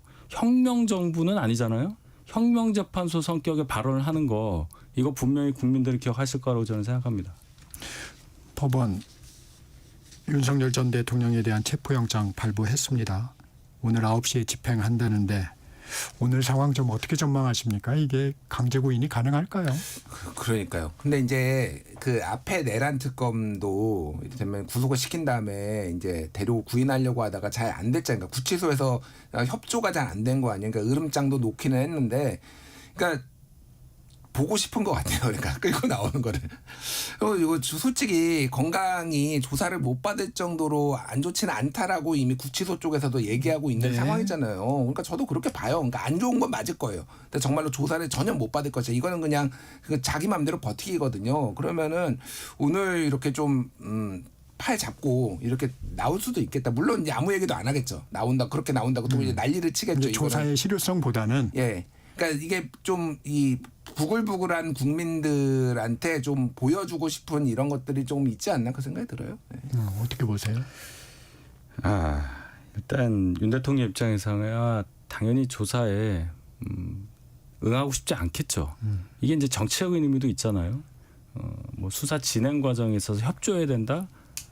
뭐 그건 원칙인데 이 재판, 이 기소 과정, 이 수사 과정이 갖고 있는 정책 의미에 대해서 당연히 더 크게 볼 것이기 때문에 여러 가지로 수사에 응하는 모습을 안 보이려고 하는 것이 윤 대통령 측 입장에서 보면은 맞다고 아마 판단을 했을 거예요. 그런데 오늘 이제 체포영장이 9시인가 이제 집행이 된다는 거 아니에요. 그 과정에서 저는 좀 불미스러운 일이 안 일어나기를 바라는 마음뿐이에요. 사실은 우리가 생각할 때는 결론은 그 좁은 공간에서 윤 대통령을 물리적으로 밖으로 이렇게 표현이 참 그렇죠. 끌어내야 된다는 거잖아요. 인치라는 표현을 쓰는데 그게 과연 가능할까? 그걸 할까? 그게 만약에 집행이 됐을 땐 또 어떤 상황이 벌어질까? 걱정이 많습니다. 그 예전에 내란 특검이 이 강제 구인을 교도소 측에 얘기했는데 못했었잖아요. 어제 이제 서울구치소 얘기를 들어보니까 또 그런 얘기도 나오더라고요. 이 교도 간의 물리력 행사 기준이나 법적 절차에 해당 사항이 없다. 질서 유지나 수용자 생명 보호 등 사고 대응의 경우에만 강제력 행사 규정이 있다. 근데 우리 보고 자꾸 끌어내라고 하냐. 이제 그런 입장을 얘기했던 건데. 그래서 보통 교도소에서는 불출석 사유 뭡니까 해요. 받아갖고 전달의 정도에 그친다. 이 얘기는 어떻게 보셨어요? 우리 좀 중간에 낀 우리 좀 괴롭히지 마 제발. 좀 알아서 좀 해줘. 뭐 이런 얘기죠. 그러니까 뭐 그런 것 같은데. 그러니까 구치소에 협조를 받아서 들어가가지고 특검에서 데리고 나올 수도 있을 것 같아요. 이 정도까지 이제 우리는 못하겠다 지금 뭐 사실상 들어 누운 거라고 저는 보는데 그게 정말로 맞는 방식인가 그 생각은 들어요.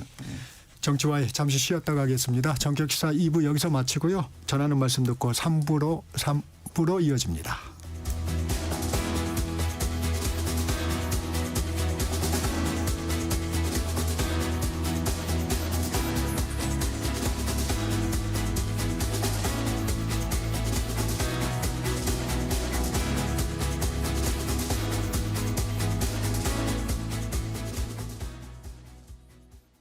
잠시 후 8시 반부터 일부 지역국에서는 해당 지역 방송을 보내드립니다. 워렌 버핏은 가치 투자, 필립 피셔는 성장주 투자, 피터 린치는 장기 투자. 방법은 달라도 목표는 하나. 성기영의 경제쇼가 성공의 길로 안내합니다. 깊이 있게, 명쾌하게 지금 이 시대 경제에 관한 모든 것을 알려드립니다. 평일 오후 4시 5분 성기영의 경제쇼와 함께하십시오.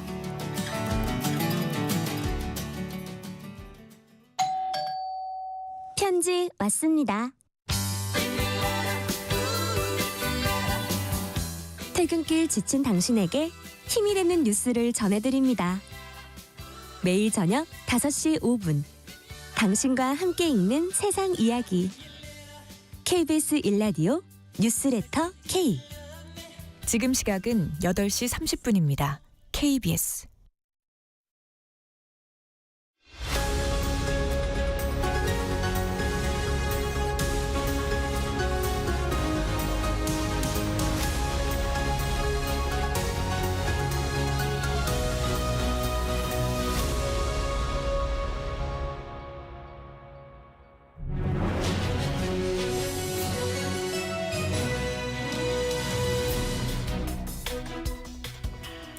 정치와에 이어가겠습니다. 김준일 시사평론가, 윤희석 국민의힘 전 선임 대변인 함께하고 계십니다. 이상민 전 행안부 장관 구속영장이 발부됐습니다. 김용년 전 국방부 장관에 이어서 국무위원으로는 이제 두 번째입니다. 김준일 평론가님, 네. 다음은 누군가요? 한덕수 총리겠죠, 뭐. 예. 그러니까 이게 이상민 행안부 장관이 지난 26일이었나 19시간 조사를 받고 지금 이제 된 거거든요. 그러니까 이상민 행안부 장관 특히 이제 단전 단수 지시 의혹이 이제 가장 컸을 테고 그동안 혐의들을 다 부인하고 있으니까 증거인멸 우려가 있다고 본 거겠고 또 하나는 이게 단순히 다른 국무위원들하고 좀 다르다. 이런 국무회의에서의 역할이라든지 이런 것들이 좀 핵심적인 역할을 했다 이제 법원 쪽에서 이렇게 본 것 같아요. 그러면은 가장 핵심적인 역할을 한 사람이 누구냐? 그러면 그 국무위원 중에서 지금 구속된 윤석열, 김용현 그 국무회의에 참석했던 사람들 두 사람 빼놓고 이제 이상민 됐고 그러면 누구냐? 그러면 한덕수 총리죠. 한덕수 총리가 이제 뭐 윤석열 대통령하고 함께 이제 뭐 이렇게 허위 공문서 작성이라든지 뭐 이런 거 공동 범죄 혐의를 가지고 있잖아요. 그래서 한덕수 총리가 제가 그 순서를 생각해 보자면은 한덕수 총리 구속영장 청구되고 그 다음에 박성재 법무부 장관이 굉장히 유력하지 않나 개인적으로는. 박성재 법무부 장관 이런 식으로 특히 이제 안가회동 그 12월 4일 새벽 3일 밤 지나서 새벽에 있었던 안가회동에 이상민 행안부 장관이 있었고 박성재 법무부 장관, 김주현 민정수석, 이완규 법제처장 거기에 법률비서관 뭐 이런 사람들이 있어서 법적 대응을 논의한 것으로 보이잖아요. 이런 것까지 이제 그 수사를 확대하겠다는 의지로 이제 보여집니다. 예. 수사 향방 좀 어떻게 보십니까? 예, 저도 전체적으로 김준일 평론가 말씀에 동의하고요. 결국 이제 특검이 보는 거는 계엄 발령 과정에서 어떤 일들이 있었냐, 거기에 조금이라도 관련된 사람들의 동태에 대해서 하나하나 분석을 해서 죄를 묻겠다, 뭐 이런 자세잖아요. 그 계엄 해제된 직후에도 뭐 회동도 있었고 말씀하신 대로 그 과정에서 또 분석을 해보면 그 앞에 무슨 일이 있었는가도 또 볼 수 있기 때문에 전반적으로 거기에 관련된 그 며칠 동안 관련된 사안에 뭐 참석을 했다거나 뭔가 행동이 드러났다거나 하는 분들에 대해서는 아마 수사가 굉장히 세게 진행될 거다. 그래서 이상민 장관 이제 구속이 됐지만 다음은 한덕수 총리의 가능성이 굉장히 커 보인다. 그 말씀에도 동의합니다. 김건희 특검이 이준석 개혁신당 대표에 대해 두 번째 압수수색을 진행했습니다. 근데 이 과정에서 특검이 PC에서 한동훈이라는 단어를 검색했다고 합니다. 왜 한동훈을 검색하는 거예요? 이건 저한테 물어보기보다 먼저 여기 윤희석 대변인한테 먼저 물어보면 친한계로 분류되는 뭐 친한계고 그걸 떠나서 저도 아니, 한동훈 전 대표의 어떤 부분으로 지금 수사가 뭐 더 확대되는 부분인가요? 한동훈 전 대표를 수사하려는 게 아니라 한동훈 전 대표의 이름이 들어간 수사하려는 내용이 있는 거로 저는 본다는 거죠. 뭐냐면 김영선 전 의원 관련해서 이준석 대표가 두 번 엮여요. 한 번이 22년 6월 재보궐선거 과정에서의 공천. 그건 뭐 다 아는 얘기 아니니까 뭐 윤상현 공관위원장 등등등 당시에 당대표였기 때문에 그게 하나 걸린 거. 두 번째는 24년도 2월 29일 밤에 있었던 칠불사라는 곳에서의 회동. 회동. 예. 거기에는 참고인으로 지금 돼 있단 말이에요. 그 사건에 대해서는.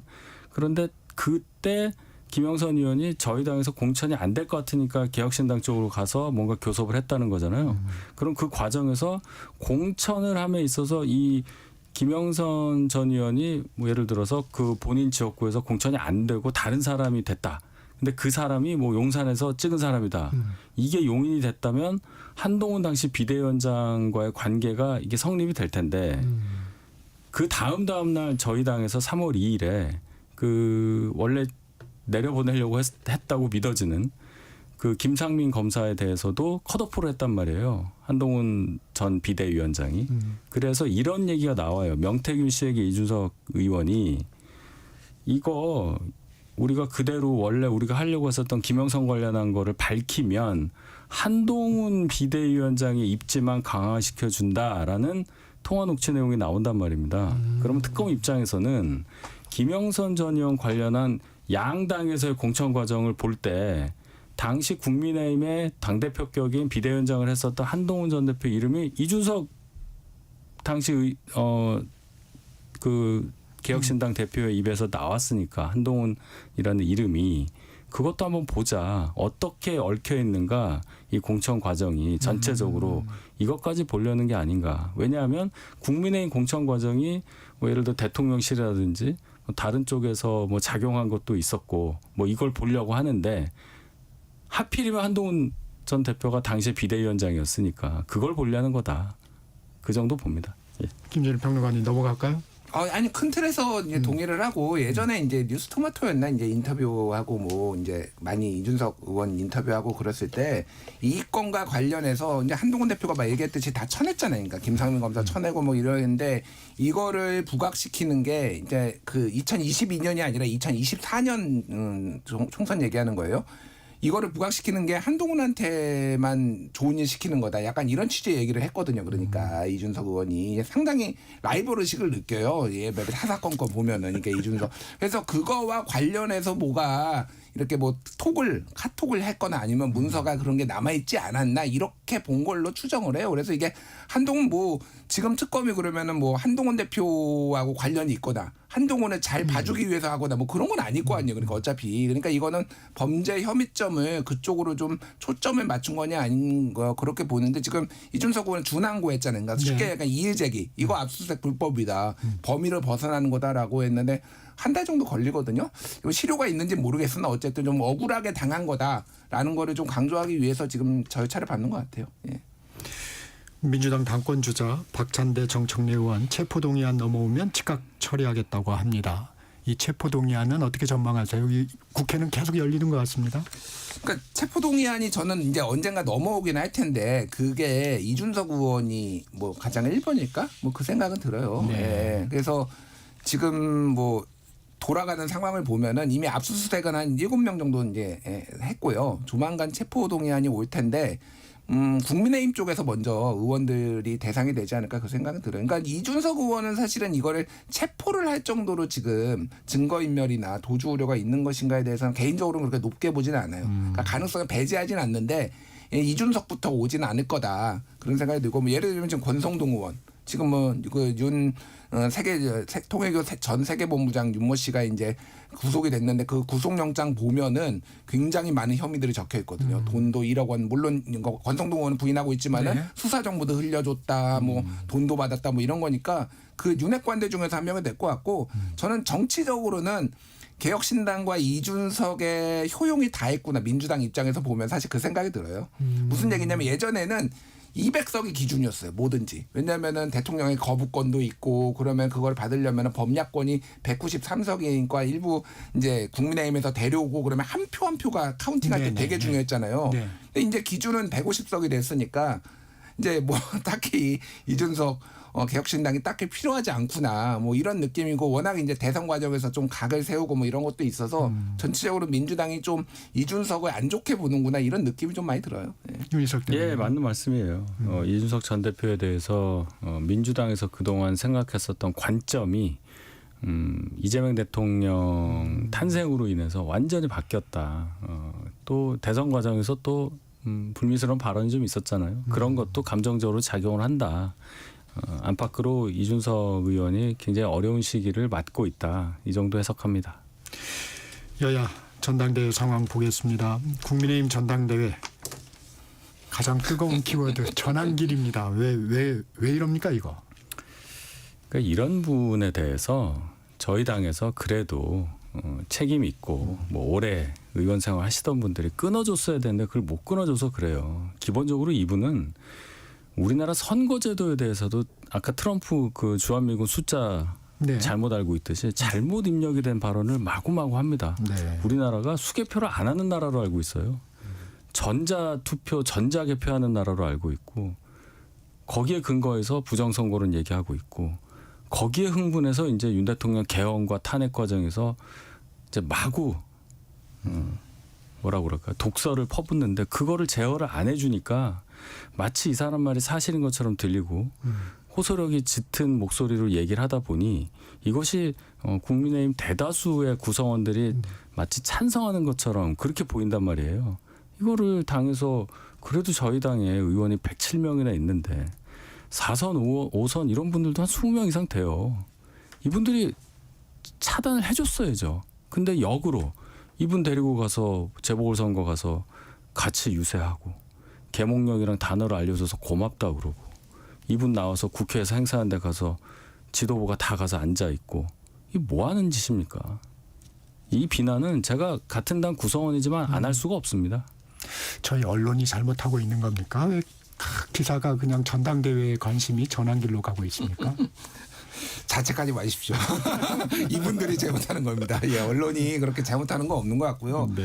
저는 그냥 이 멤버들 명단들 이름만 봐도 가슴이 웅장해져요. 그러니까 같이 공동으로 한 게 전환길뿐만이 아니라 뭐 성창경, 고성국, 강용석 이렇게 뭐 자유우파 뭐 유튜브 연합 토론회잖아요. 네. 근데 굉장히 이분들 이름만 봐도 가슴이 웅장해지고 그러니까 장동혁 의원 가가지고 뭐 이거 뭐 부정선거 음모론은 끝장 토론하겠다. 뭐 이런 얘기를 했잖아요. 뭘 토론을 더해요. 증거가 이미 다 나와 있는데 이거는 그냥 계속 땔감 주겠다라는 거고 윤석열 면회 가겠다라는 것도 이제 절연하지 않겠다 이렇게 하면은 어디까지 이 혼란이 계속될 것인가 이 국민의힘에 지금 나오는 이름 뭐 키워드들이라는 게 전환길, 신천지, 통일교. 예, 합쳐서 이제 전신통이에요. 이 전신통의 힘입니다 지금. 그러니까 이제 아직 바닥을 보지 않았어요 국민의힘. 안타깝지만은 그러니까 오히려 끝까지 이제 그 홍준표 시장이 말씀하시는 것 중에 그런 단어가 있죠. 물극필반. 이제 어떤 상황이 끝까지 가야지 이제 반전이 온다 이제 이런 얘기잖아요. 저도 그 동의해요. 지금 끝까지 한번 가봐야 된다. 국민의힘은 어쨌든 당원들의 선택으로 어떤 당 대표가 누가 될지 뭐 김문수가 될지 장동현 될지 모르겠으나 이렇게 되면은 그 정책 노선으로 가보고 지방선거도 치러보고 그래서 결과표 받아보고 그 다음에 뭔가 모색할 기회가 새로 생기지 않을까 그렇게 봅니다. 네. 보수 유튜버들과의 대담 김문수 후보는 갈까요? 당연히 가시죠. 예. 왜냐하면 저희 전당대회가요. 결국은 이런 식으로 분위기가 잡혀 있기 때문에 합리적인 분들은 투표에 참여 안 할 가능성이 높아요. 그러면 소위 짠물이라고 하는 분들에 대해서 계속 소구하는 그런 발언을 해야 될 거고 거기에 더 맞춰서 행보를 보여야 할 때 전환길이라는 좋은 소재가 있는데 그걸 왜 피해갑니까? 그러니까 장도혁 의원도 가서 더 짜지는 거죠. 예. 이거 아무래도 평론가시니까 말씀 편하게 하실 수 있을 것 같아서 민주당 전당대회 내일입니다. 예. 판세 어떻게 보십니까? 그 박찬대 의원 쪽 지지하시는 의원분들을 제가 이제 뭐 지나가면서 이렇게 몇 번 만났거든요. 그분들이 하시는 말씀이 대체적으로 비슷해요. 우리 후보가 착해. 이런 말씀하세요. 그러니까 무슨 얘기냐면은 더 뒤지고 있는 후보가 더 거칠게 몰아쳐야 되고 뭔가 해야 되는데 이게 좀 밍밍하게 흘러갔다. 그러니까 보기에서는 이런 얘기들 하시죠. 그게 이제 좀 승부수를 던진 게 강선우 의원에 대한 이제 자진 사퇴 이거를 이제 얘기를 한 건데 그것만으로는 약했다. 내부에서는 보고 있고 그건 또 열성 지지자들은 또 왜 그러느냐 박찬대 수박이다 뭐 이런 얘기까지 나왔잖아요. 그래서 지금의 상황은 정청래 의원이 조금 더 유리한 것 같아요. 저는 한 55대 45 정도 개인적으로 보고 있고 많이 이제 대의원이나 이쪽인데 55대 45보다 조금 더 벌어질 58대 42 정도 개인적으로 봅니다. 예, 조금 디테일하게 한번 다음 주에 보시죠. 뭐 어떻게 나오는. 그리고 이제 또 하나가 이재명 대통령의 사실은 중도 보수 확장 전략을 한 게 정청래 의원에게 매우 유리해졌다라는 얘기도 있어요. 무슨 얘기냐면은 어쨌든 이재명 대통령은 생각보다 표 차이가 안 났으니까 국정 운영의 동력을 확보하기 위해서는 보수층도 많이 끌어안는 거를 이렇게 보여줬잖아요. 그러니까 송미령 장관도 유임하고 뭐 이렇게 외부 인사 뭐 국민통합 비서관도 보수 측에서 추천받아서 하고 막 그런데 이게 여기에서 보기에는 지지자들이 보기에는 야 이러다가 검찰 개혁도 안 되는 거 아니야? 라고 하면서 더 센 얘기를 하는 정청래가 더 유리한 판이 만들어졌다. 뭐 이렇게 지금 보시는 분들이 꽤 있더라고요. 예. 네, 여기까지 듣겠습니다. 정치와의 김준일 시사평론가, 윤희석 국민의힘 전 선임 대변인과 함께했습니다. 고맙습니다. 감사합니다. 정치적 시사 듣고 계신 지금 시각 8시 45분입니다.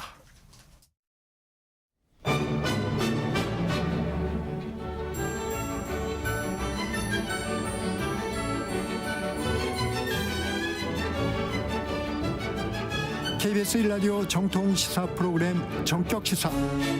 정치자의 눈으로 질문하겠습니다. 공정의 가치를 추구합니다. 꼭 필요한 정보를 담겠습니다. 월요일부터 금요일까지 아침 7시 20분에 찾아옵니다.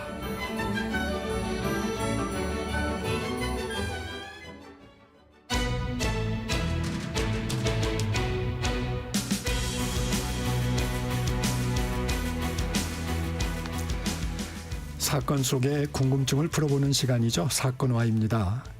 12.3 비상계엄 선포로 정신적 피해를 입었다며 시민들이 윤석열 전 대통령을 상대로 제기한 손해배상 소송에서 법원이 원고 측의 손을 들어줬습니다. 이 사건 자세히 들여다보겠습니다. 사건와의 사건 스토리텔러 정진아 변호사 함께합니다. 안녕하세요. 네, 안녕하세요. 앞서 말씀드렸듯이 1심 법원에서 위자료를 지급하라는 판결이 나왔습니다. 먼저 판결 내용 전해주시겠어요? 예, 말씀하셨듯이 1심에서는 윤 전 대통령이 원고들에게 1인당 10만 원씩의 위자료를 지급하라는 판결을 내렸습니다. 재판부는 위헌 위법한 비상계엄과 그 일련의 조치로 인해 국회 등의 기능을 마비시키고 국민의 생명권과 자유, 인간의 존엄성을 보장해야 하는 대통령의 막중한 임무를 위배했다고 보았고요. 그리고 비상계엄의 선포 및 조치를 지켜본 시민들이 공포와 불안, 불편, 자존감 저하, 수치심 등의 정신적 고통과 손해를 입은 것이 명백하다고 하면서 원고들의 손해배상 청구를 인용하는 그런 판결을 내렸습니다. 보통 판결이 최종 확정돼야만 배상금을 지급할 수 있는데 법원이 네. 가집행도 가능하다고 했어요. 어떤 네네. 의미인가요?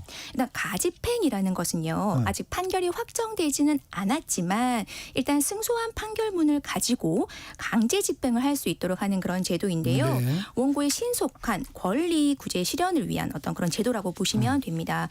보통 손해배상 등과 같은 금전 청구를 하는 소송에서는 가집행 선고가 함께 선고되는 것이 보통입니다. 네, 이번 윤 전 대통령의 판결에도 가집행 선고가 있었고요. 원고들은 이 가집행 선고에 따라 윤 전 대통령이 보유한 예금 등의 가집행을 신청할 예정이라고 알려져 있습니다. 그런데 윤 전 대통령이 지난 7월 29일에 강제집행 정지 신청을 하였거든요. 네. 이 강제집행 정지 신청은 가집행 선고가 있더라도 판결이 확정될 때까지는 강제집행을 일시적으로 중단을 해달라는 어떤 그런 것인데요. 만약 법원에서 윤 전 대통령의 신청을 받아들인다면 원고들은 일단은 가집행은 할 수 없게 됩니다. 현재 소송을 제기한 시민들은 104명이죠. 네, 그렇습니다. 근데 추가로 소송에 참여할 수도 있나요? 네, 사실 이번 소송을 주도했었던 윤석열 내란 행위에 대한 위자료 청구 소송 준비 모임에서는 이번 판결 이후에 소송 참여를 희망하는 시민이 1만 명이 넘었다고 하면서 2차, 3차 소송을 준비하겠다고 하고 있습니다. 네. 또 더불어민주당 경남도당에서도 경남도민 1만 명을 모집해서 1인당 10만 원씩 소송을 제기하겠다고 하고 있고요. 개혁국민운동본부에서도 소송인단 1,203명을 모집하고 있는 등 이번 판결을 기점으로 해서 전국 각지에서 윤 전 대통령에 대한 손해배상 소송이 지금 확산되고 있는 추세에 있기는 합니다. 그러면 지금 추가로 소송이 접수된 건 있나요? 아직은 없습니다. 아마 다 준비를 준비를 하고 있는 하고 거군요. 있는 상황입니다. 그러면 같은 사안이라면 비슷한 판결이 계속 나올까요? 네, 일단은 현재 나와 있는 이번 이 판결을 기준으로 본다면요. 일단 위헌 위법인 비상계엄 선포 행위로 인해 정신적 고통을 입었다는 기본적인 사실관계는 동일하죠. 근데 물론 뭐 개별 재판부에 따라서 비상계엄 선포 행위와 일반 국민들이 어떤 정신적 손해를 입었다는 그 인과관계에 대해서는 좀 판단 여부는 달라질 수는 있습니다. 하지만 판결을 할 때 동종 사건의 선례도 참작한다는 점을 좀 고려한다면 이번 판결과 같이 손해배상을 인정하는 판결이 나올 가능성도 배제할 수는 없습니다. 다만 위자료 인정 금액과 관련해서는 어떤 분들은 뭐 20만 원, 뭐 30만 원 아니면 심지어 50만 원도 청구하는 어떤 그런 준비를 하고 있기도 한데요. 아마 10만 원 이상은 좀 인정되기는 어렵지는 않을까 이렇게 예상을 해봅니다. 윤 전 대통령 측 1심 판결에 대해서 불복해 항소를 했어요. 말씀하신 대로. 네. 어떤 이유인가요? 일단 이번 판결은 사실 무변론 판결로 진행이 되었습니다. 네. 그래서 사실 1심 판결에서 구체적으로 다투지도 않았고요. 또 지난 7월 29일에 항소장을 제출했기 때문에 아직 뭐 구체적인 항소 이유는 나오지는 않았습니다. 다만 항소 이유를 좀 추정을 해 본다면요. 계엄 선포 행위는 절차적으로나 실체적으로 위법하고 고의성이 있는 불법 행위가 아니다라고 주장을 했을 것으로 보여지고요. 그리고 국민들의 정신적인 피해가 없었다 내지 설령 피해가 있었다 하더라도 이는 계엄 선포 행위와 피해 사이에 어떤 직접적인 인과관계가 없다고 주장할 수도 있을 것으로 보여집니다. 네. 그리고 대통령의 행위는 정치적, 행정적인 책임을 지는 것이지 국민 개개인에 대한 민사적인 책임을 지는 것은 아니다라는 주장도 할 수 있을 것으로 보여집니다. 그러면 결국 3심까지 가게 되겠군요. 네, 사실 뭐 이번 사건은 충분히 대법원까지 가게 될 가능성이 매우 높다고 보여집니다. 왜냐하면 이번 판결은 대한민국 헌정사상 초유의 비상계엄 선포가 불법 행위인지에 대한 법적 판단일 뿐만 아니라요. 대통령의 행위로 인한 국민 개개인의 정신적 피해에 대한 배상 책임을 인정한 첫 판결이죠. 그렇기 때문에 법리적으로나 사회적으로 그 중요성이 매우 중요하다고 볼 수 있습니다. 그렇기 때문에 아무래도 대법원을 통해서 대통령의 행위로 인한 국민 개개인의 정신적 피해 보상에 관한 새로운 법리를 좀 최종적인 판단을 받으려고 하지 않을까 그렇게 보여집니다. 이 과거에 최순실 국정농단 사태 당시에도 박근혜 전 대통령을 상대로 한 손해배상 소송이 있었죠? 네네 그렇습니다. 그때는 어떻게 됐나요? 당시 그 박 전 대통령이 직무를 이용해서 불법 행위를 했고 거짓 해명으로 인해 국민들이 큰 정신적 충격을 받았을 뿐만 아니라 국민으로서의 자긍심을 잃었다는 이유로 당시 1인당 50만 원씩의 위자료를 지급하라고 손해배상 청구를 했었거든요. 네, 이 사건 같은 경우에는 1심과 2심 모두 원고들이 패소를 했고요. 대법원까지 진행이 되었습니다만 역시 박 전 대통령의 손해배상 책임을 인정하지 않는 원심 판결을 확정을 했었습니다. 이 다른 판단을 한 주된 네. 배경은 뭔가요? 일단 우선 행위의 성격을 조금 달리 본 것이 아닐까라고 생각이 됩니다. 일단 박 전 대통령의 경우에는 국정농단이 복합적인 비리, 권한 남용 행위였고 직접적으로 헌정 질서를 위협한 행위는 아니라고 보았고요. 하지만 윤 전 대통령의 경우에는 비상계엄은 국가의 비상사태를 발동하는 헌법 조치이고 만약 잘못 사용되는 경우에는 기본권을 심각하게 침해하고 헌정질서를 파괴하는 것으로 좀 더 국민들에게 직접적으로 위협이 되는 행위로 판단한 것으로 보여집니다. 그리고 2022년에 박정희 대통령 정권 시절 긴급조치구호는 위법한 것이고 그렇다면 국가가 손해배상을 책임을 져야 한다는 어떤 전원합의체 판결이 나온 게 있었거든요. 물론 세부적으로는 조금 다르긴 합니다만 큰 틀에서 위헌적인 공권력 행사에 대해서도 법적 책임을 물어야 한다는 이 판결이 좀 어느 정도는 영향을 미치지 않았을까 이렇게 생각이 됩니다.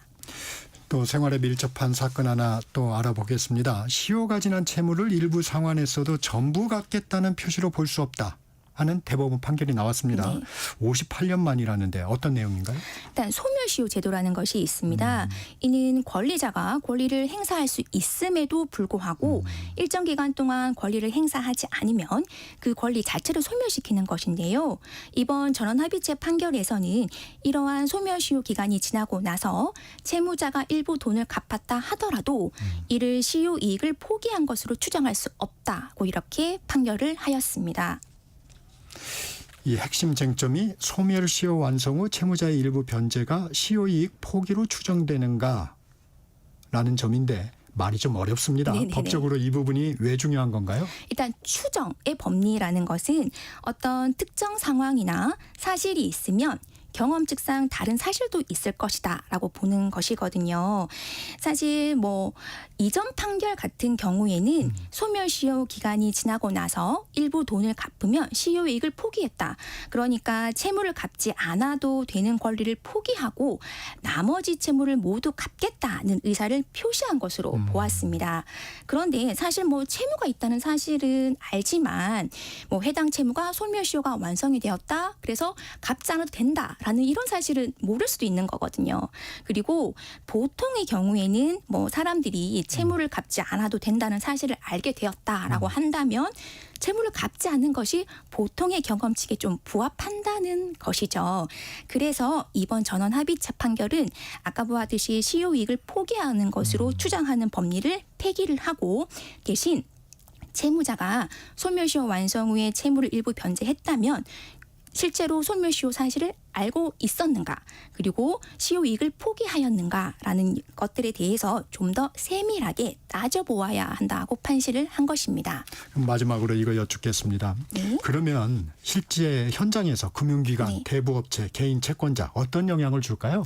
아무래도 금융기관이나 뭐 대부업체 등에서는 소멸시효가 완성된 채권을 채무자의 무지 등을 이용을 해서 일부 변제하는 것을 유도하는 방식을 좀 사용했고 그리고 시효이익을 포기를 했으니 전부 갚아라는 등으로 좀 추심을 하는 경우가 사실은 좀 있었습니다. 이제는 앞으로는 이와 같은 방법으로 채권 추심을 하기는 조금 어렵겠죠. 그렇기 때문에 금융기관 등에서는 소멸시효가 완성되지 않도록 미리 소송을 제기하거나 압류 등의 조치를 통해서 소멸시효를 중단하는 방법 등의 법적 조치를 지금보다 더 이용을 할 수밖에는 없지 않을까 이렇게 생각이 됩니다. 그렇군요. 사건 와이 지금까지 정진아 변호사였습니다. 고맙습니다. 네, 감사합니다. 전격시사 오늘 순서 여기서 마무리합니다. 진행의 KBS 기자 정창준이었고요. 여러분 감사합니다.